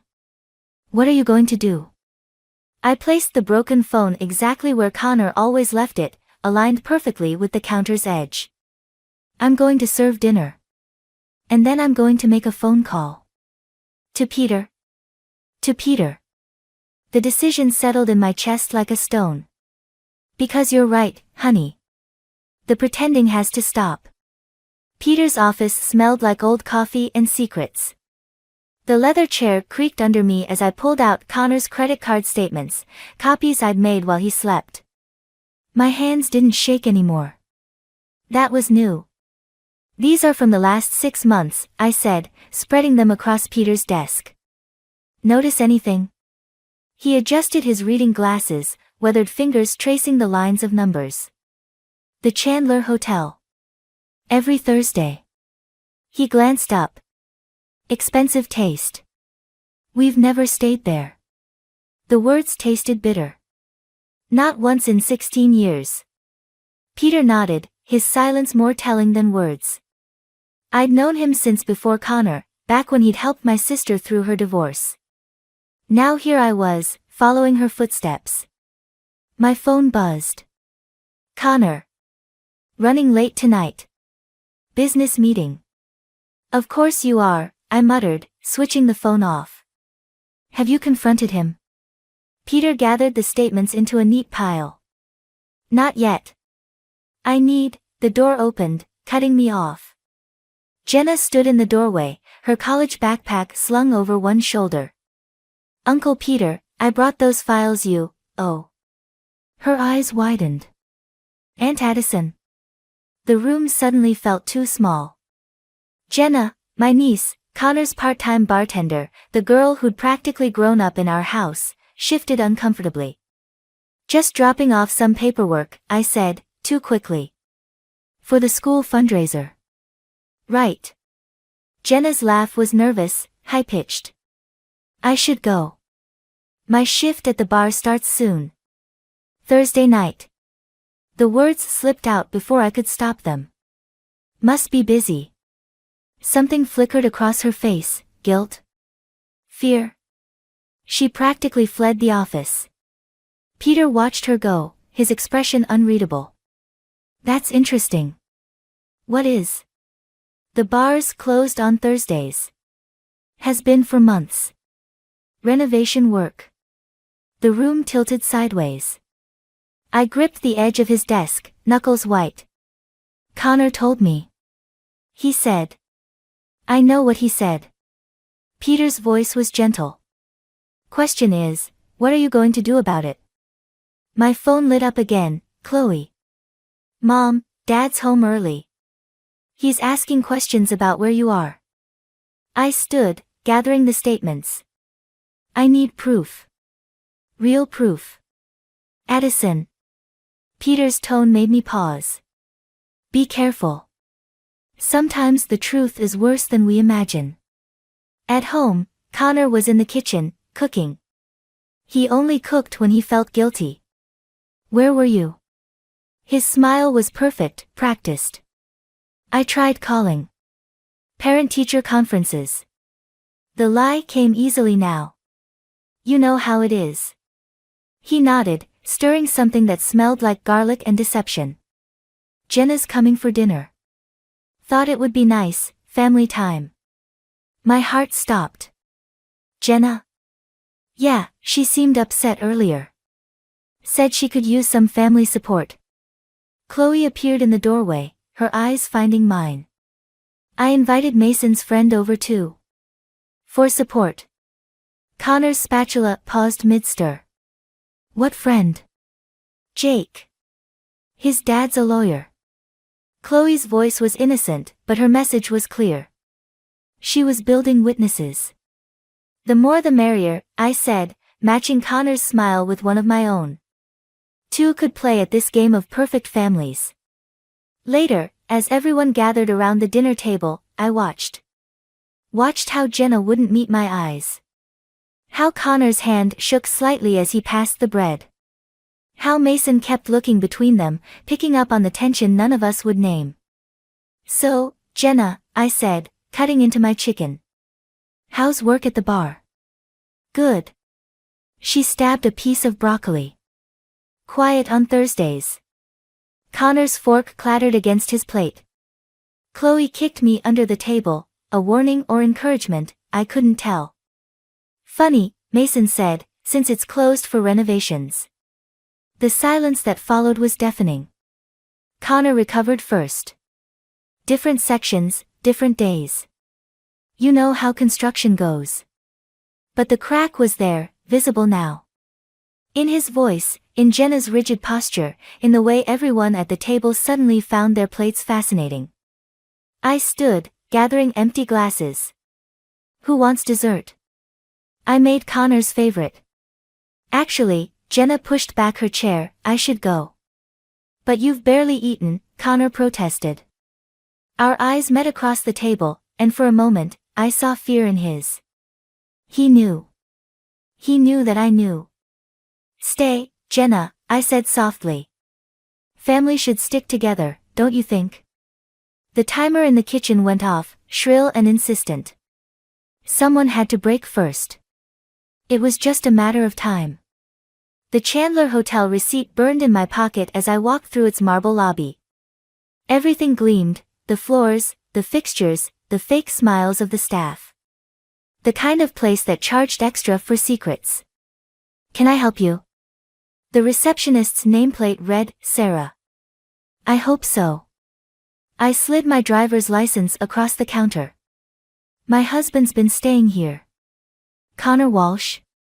"I need a copy of his latest bill for our tax records." Sarah's fingers hesitated over her keyboard. "I'm sorry, but we can't." "Please." I leaned closer, lowering my voice. "I found charges on our credit card. If there's been fraud, I need to report it." Her expression shifted, sympathy, maybe recognition. She'd probably seen this scene before. One moment. She typed, then frowned. "That's odd. The charges are under a different name, but the card matches your husband's." My throat tightened. "What name?" "James Peterson." She turned the screen. "Room 412, every Thursday for the past 3 months. James Peterson. Connor's grandfather's name. The man he'd always said he wanted to honor. There's a standing reservation for this Thursday," Sarah added. "Shall I print the details?" I nodded, numb. The printer hummed, spitting out paper that felt like sandpaper in my hands. My phone buzzed. "Peter. Got something. Meet me at the bar." The bar was dark, closed for renovations, that showed no sign of progress. Peter waited in his car across the street. "Look at this." He handed me a manila envelope. Inside were photos, Connor entering the hotel, Jenna following 20 minutes later. Both carrying overnight bags. "When?" "Last Thursday." Peter's voice was gentle. "There's more." The next photo showed Connor at an ATM, withdrawing cash. Then at a jewelry store, emerging with a small bag. "The bracelet," I whispered. "The one Jenna had been wearing at dinner." "Addison." Peter touched my arm. "The hotel receipts, the jewelry, it's not the whole story. Look at the last photo." It was grainy, taken through a window. Connor and Jenna at a table, papers spread between them. One looked like a passport. "He's planning something," Peter said. "Something bigger than an affair." My phone lit up. "Connor. Working late again." "Don't wait up."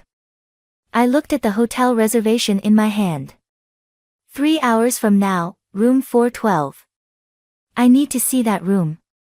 Peter's eyes widened. "Addison, don't." Sarah will help me. My voice sounded strange, distant. She understands. The hotel key card felt heavy in my hand.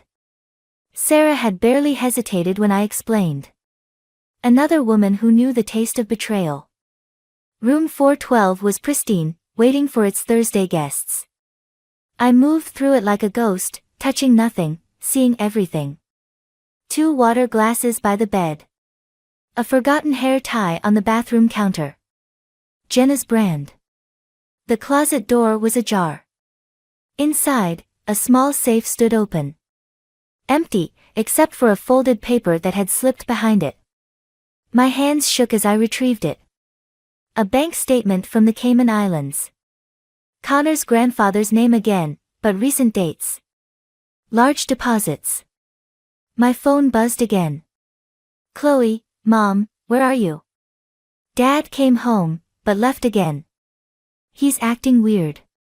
Then Mason, Mom, I heard Dad on the phone. Something about tickets. And finally Peter, get out of there. Now. Footsteps in the hallway. Keys jingling. I slipped into the bathroom, heart pounding. The door opened. You're early. Connor's voice. Had to make sure everything was ready. Jenna. Tickets are confirmed. Once the transfer clears next week, we're gone. What about Addison? The kids? A pause. They'll be fine. The divorce papers are ready. She'll get the house, enough money to keep quiet. She's not stupid, Connor. She knows something's wrong. By the time she figures it out, we'll be gone. 3 million buys a lot of distance. I pressed my hand against my mouth, stifling a laugh or a scream. 3 million. Our life reduced to a number. My phone buzzed silently. Peter again, police are on their way. Anonymous tip about fraud. Stay hidden. Through the bathroom door, I heard champagne being poured. Celebrations beginning. Endings too. I touched the bank statement in my pocket.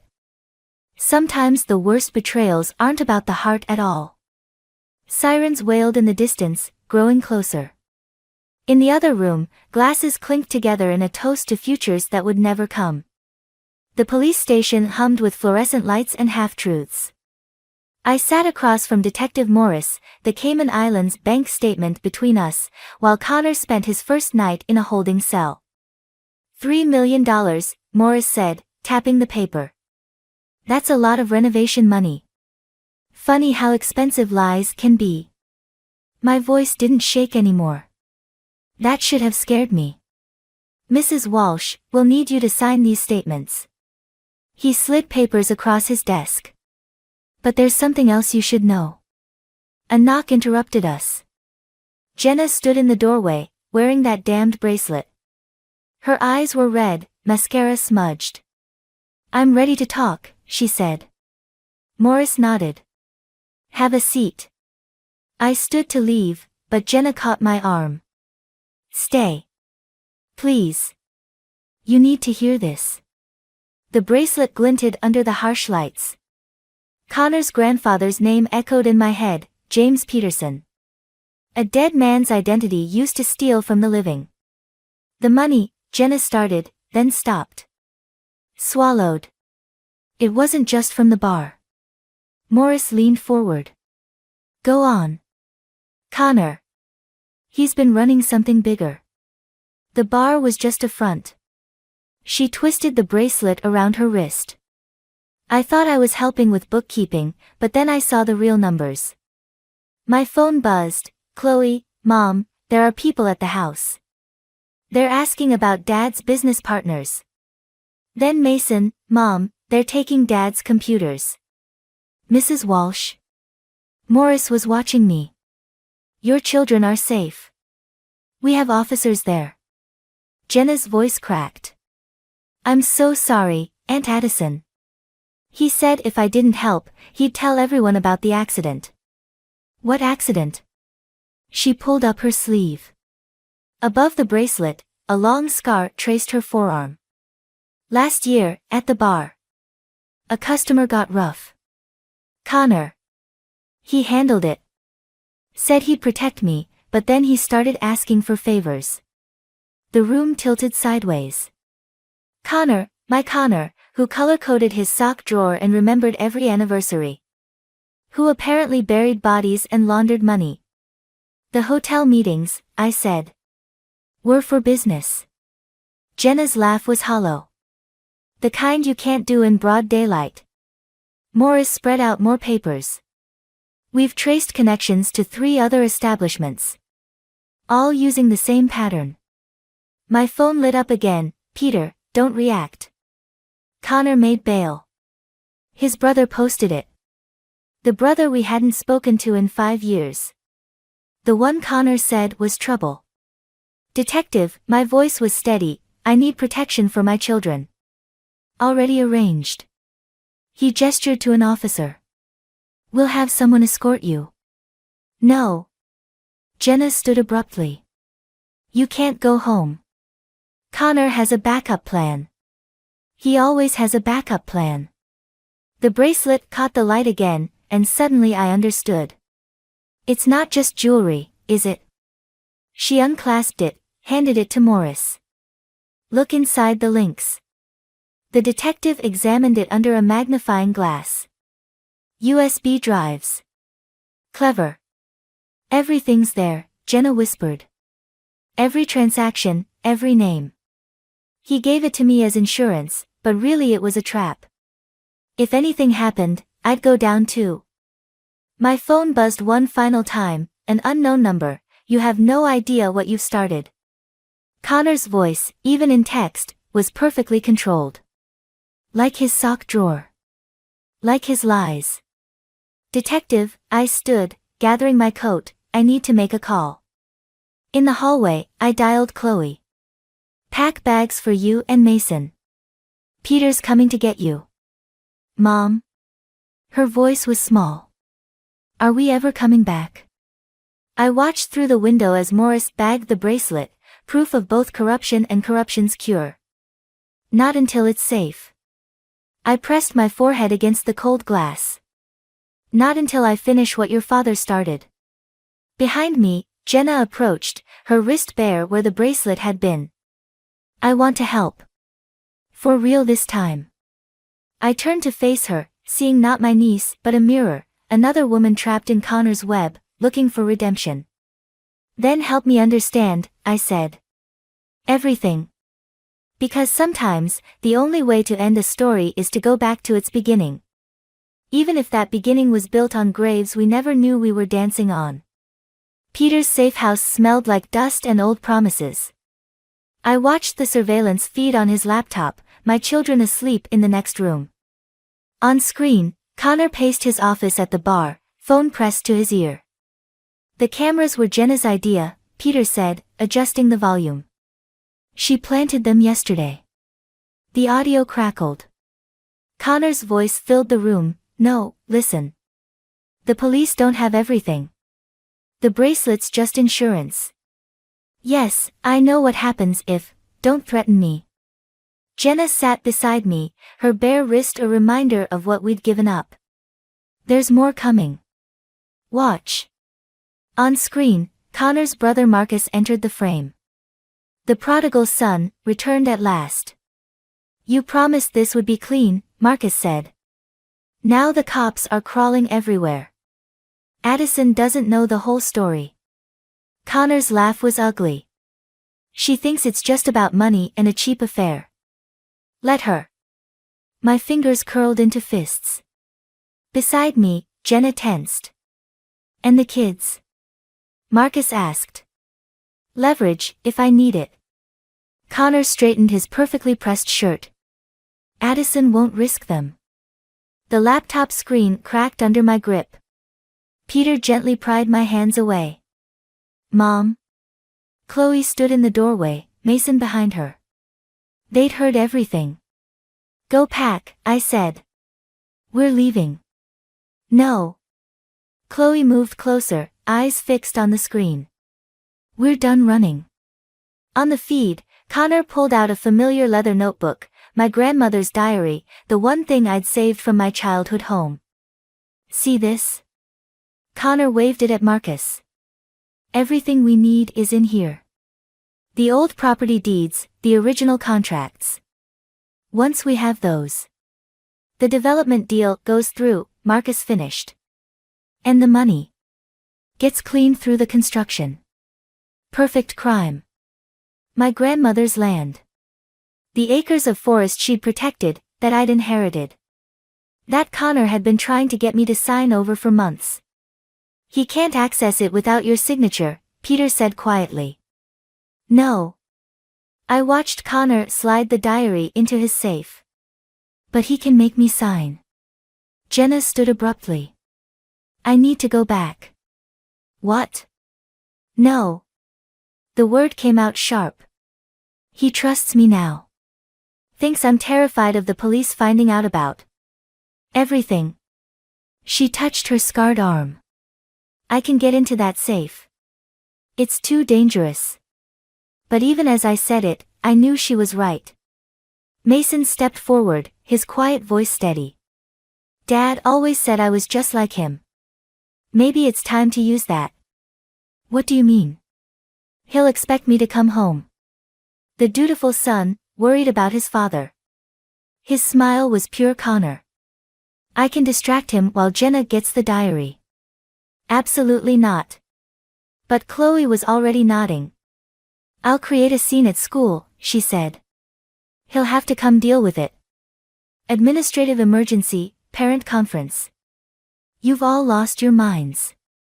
I looked at Peter for support, but he was studying the surveillance feed thoughtfully.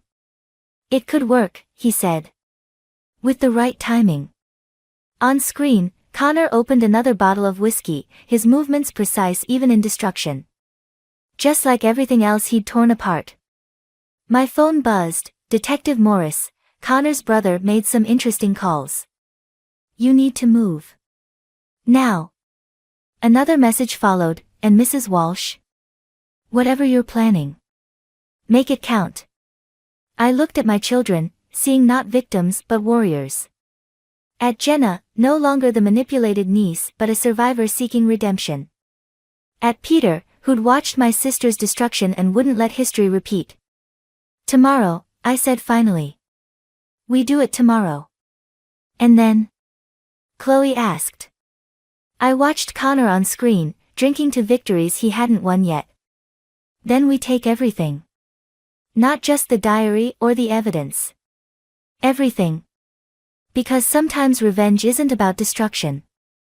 Sometimes it's about reconstruction, building something stronger from the ashes of what was burned. Mom? Mason's voice was soft. Are we bad people for doing this? No, honey. I pulled him close, feeling Chloe and Jenna join the embrace. We're just finally playing by his rules. On the laptop, Connor raised his glass in a silent toast, unaware that his perfect plan was about to meet its perfect destruction. The plan fell apart like everything else in my life, quickly and without mercy. I stood in Connor's office, my grandmother's diary clutched to my chest, while Mason lay unconscious on the floor. The cut above his eye still bled. Sit down, Addison. Connor's voice was silk over steel. The gun in his hand didn't waver. He's 14, I whispered. He's your son. He's a liability. Like mother, like son. He gestured to the chair. Now sit.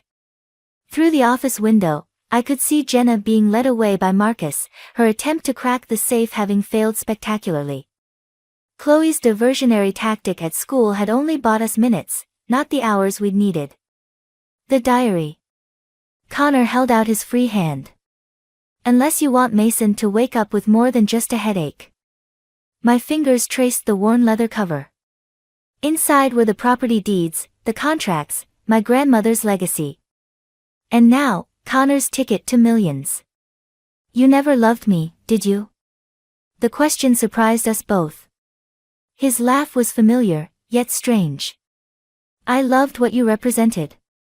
The perfect wife, the perfect cover. He stepped closer. Sign the papers, and this ends quietly. Like that customer at the bar. The one Jenna told me about. Something flickered in his eyes. She should have kept her mouth shut. Like you kept quiet about the money laundering. The development deals. Careful, darling. The gun shifted toward Mason. You're not the only one with evidence. My phone buzzed in my pocket. Peter's signal, the police were in position. I just needed to keep Connor talking. Why Jenna? The question had haunted me for weeks. Because she was easy. Vulnerable. Just like you were, 16 years ago. His smile turned cruel. Remember? The grieving teacher, so lost after her grandmother's death. So eager for someone to take control. Mason stirred, groaning. Connor's finger tightened on the trigger. The papers, Addison. Now. I placed the diary on his desk, opened it to the marked page. My hands didn't shake as I picked up the pen. That's my girl. Connor's voice dripped satisfaction. Always so. The window exploded inward. Connor fired, once, twice. I threw myself over Mason as glass rained down. Police. Drop the weapon. But Connor was already moving, grabbing the diary with one hand, shooting with the other. I heard Peter shout, heard returning fire. Then silence. I lifted my head. Connor was gone, taking the diary with him. Blood stained the carpet where I knelt, Mason's, mine, maybe both. Mom? Mason's eyes fluttered open. Did we get it? I helped him sit up, checking his wound. No, baby.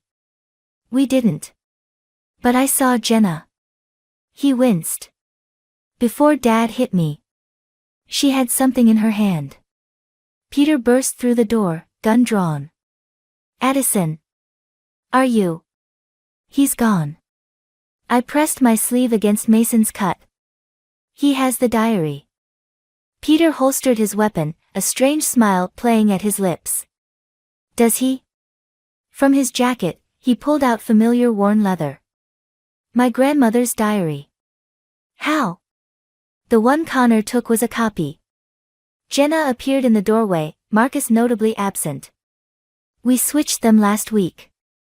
The real documents are safe. But the safe. My head spun. The plan was exactly what Connor expected. Peter helped Mason to his feet. So we gave him what he wanted to see. Through the broken window, sirens wailed. Connor would be running, thinking he had won. Thinking he had destroyed me one final time. Mom? Mason leaned against me. What happens now? I opened the diary, passed the property deeds to the last page. There, in my grandmother's handwriting, was a name I hadn't seen in years. A name Connor didn't know about. Now, I said, we finish this. For real. Because sometimes rock bottom isn't where you end. Sometimes it's where you finally see the truth, not just about others, but about yourself. And what I saw was crystal clear. Connor hadn't married a victim 16 years ago. He'd married a survivor. He just didn't know it yet. The Chandler Hotel's penthouse suite looked different in daylight. Colder. Like Connor's smile as he watched me enter, his fake diary still clutched in his hand. I wondered how long it would take you to find me. He poured 2 glasses of whiskey. Always the perfect host. Where's Marcus?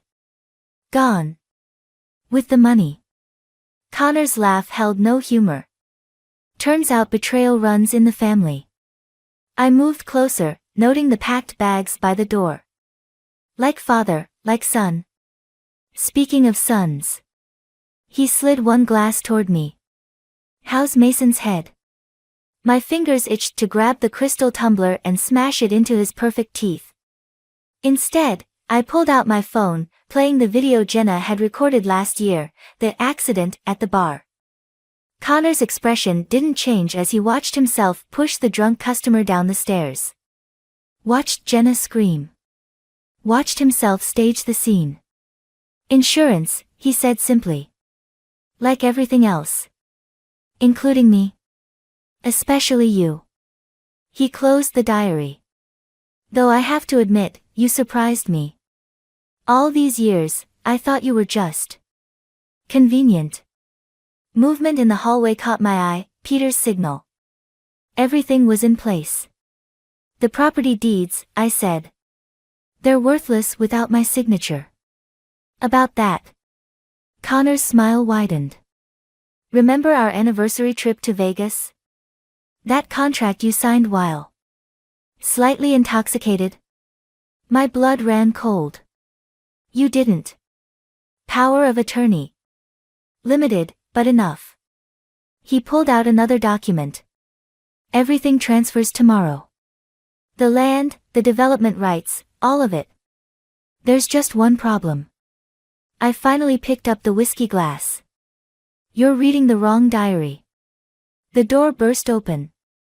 Detective Morris entered, followed by Peter and, most surprisingly, Marcus. Hello, brother, Marcus said. Sorry about the money. Had to make it look good. Connor's composure cracked. What? I opened my grandmother's real diary to the last page. Remember when you asked about my grandfather? The one who disappeared before I was born. Understanding dawned in his eyes as he read the name, James Peterson. Your grandfather's identity, he whispered. The one I used for money laundering. Tax evasion. Murder. Morris stepped forward. We have it all, Mr. Walsh. Including your Vegas paperwork. Forgery's a serious charge. Connor lunged for the balcony. I moved without thinking, years of suppressed rage finding their target. The whiskey glass shattered against his temple. He stumbled, fell. That's for Mason, I said. Peter and Morris moved to restrain him, but Connor was laughing through the blood. You think this changes anything? He spat. You're still the grieving teacher. The convenient wife. The perfect victim. No. Jenna appeared in the doorway, holding a familiar bracelet. She's the woman who taught me to stop being afraid. The USB drives hidden in the bracelet's links contained everything, every transaction, every threat, every carefully orchestrated manipulation. Including his confession from moments ago. You recorded, Connor's mask finally shattered completely. Like you taught me, Jenna said. Insurance. Morris read him his rights while Peter checked his restraints. Through it all, Connor kept his eyes on me. I did love you, he said quietly. In my way. I know. I gathered the real diary, the evidence of his crimes. That's what makes this perfect. What does? Knowing that for 16 years, you thought you were destroying me. I moved to the door. When really, I was learning how to destroy you. Mom? Chloe waited in the hallway, Mason beside her. Both stronger than I'd ever been at their age. It's done, I said. Behind us, Connor called my name one last time. I didn't turn around. Some endings don't need an audience. In the elevator, Mason touched the fading cut above his eye. Was it worth it? I looked at my children, at Jenna, at the family we'd pieced together from broken trust and shared survival. Ask me tomorrow, I said. Because some victories take time to feel real. And some scars need to fade before you can see them as battle wounds rather than weaknesses. But tomorrow was finally ours to decide. The courthouse steps felt colder than they should in spring. I watched Connor being led away in handcuffs, his perfect posture finally broken. He didn't look back. Neither did I. Ready? Peter held out my grandmother's diary. Inside the courtroom, the evidence had spoken for itself. The USB drives, the financial records, the video confession.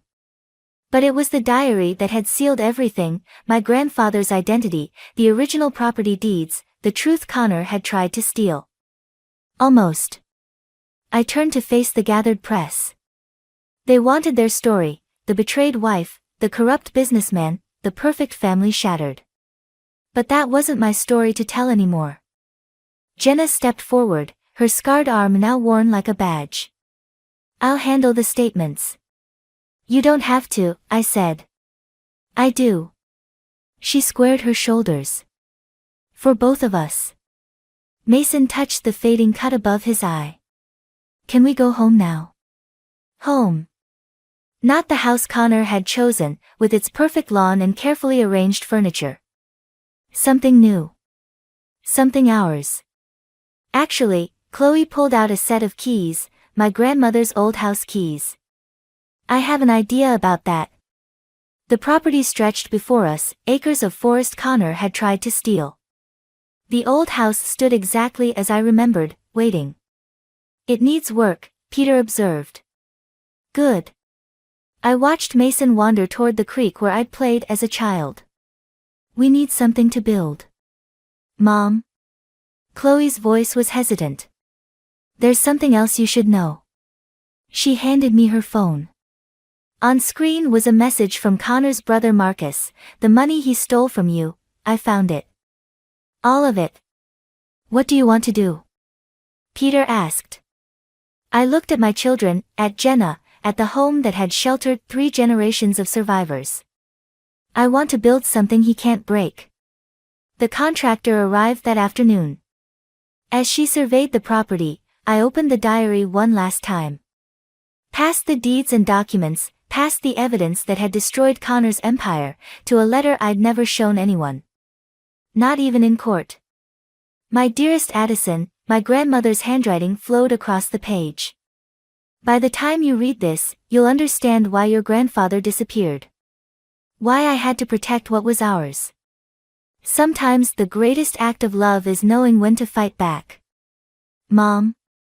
Mason called from the creek. Look what I found. He held up a piece of sea glass, smoothed by water and time. Green, like his eyes. Like Connor's eyes. Keep it, I said. Some things are worth remembering. Even the bad stuff. Especially the bad stuff. I touched his healed cut. It shows us who we really are. Jenna joined us, her phone buzzing with interview requests. They want to know what happens next. Tell them the truth, Chloe said. Tell them we're building something. The contractor's estimate arrived, repairs, renovations, new beginnings. All funded by Connor's hidden accounts, now frozen and seized. Justice had a price tag, after all. There's one more thing, Peter said quietly. He handed me an envelope, divorce papers, already signed. Connor's final surrender. I didn't open them. Some endings don't need witnesses. Instead, I watched my family explore their new home. Mason by the creek, finding pieces of the past. Chloe on the porch, planning the future. Jenna with her camera, documenting everything Connor had failed to destroy. You know, Peter said, revenge usually leaves people empty. This isn't revenge. I picked up a piece of sea glass Mason had missed. This is reconstruction. The sun set behind the trees Connor had tried to sell, casting shadows that looked like possibilities. Tomorrow would bring contractors and questions, reporters and responsibilities. But tonight, in this moment, I held my grandmother's diary and my children's future in the same hands. And neither felt heavy anymore. Because sometimes the greatest victory isn't in destroying what hurt you. It's in building something so strong, so beautiful, that the hurt becomes just another layer in its foundation. And we were already building.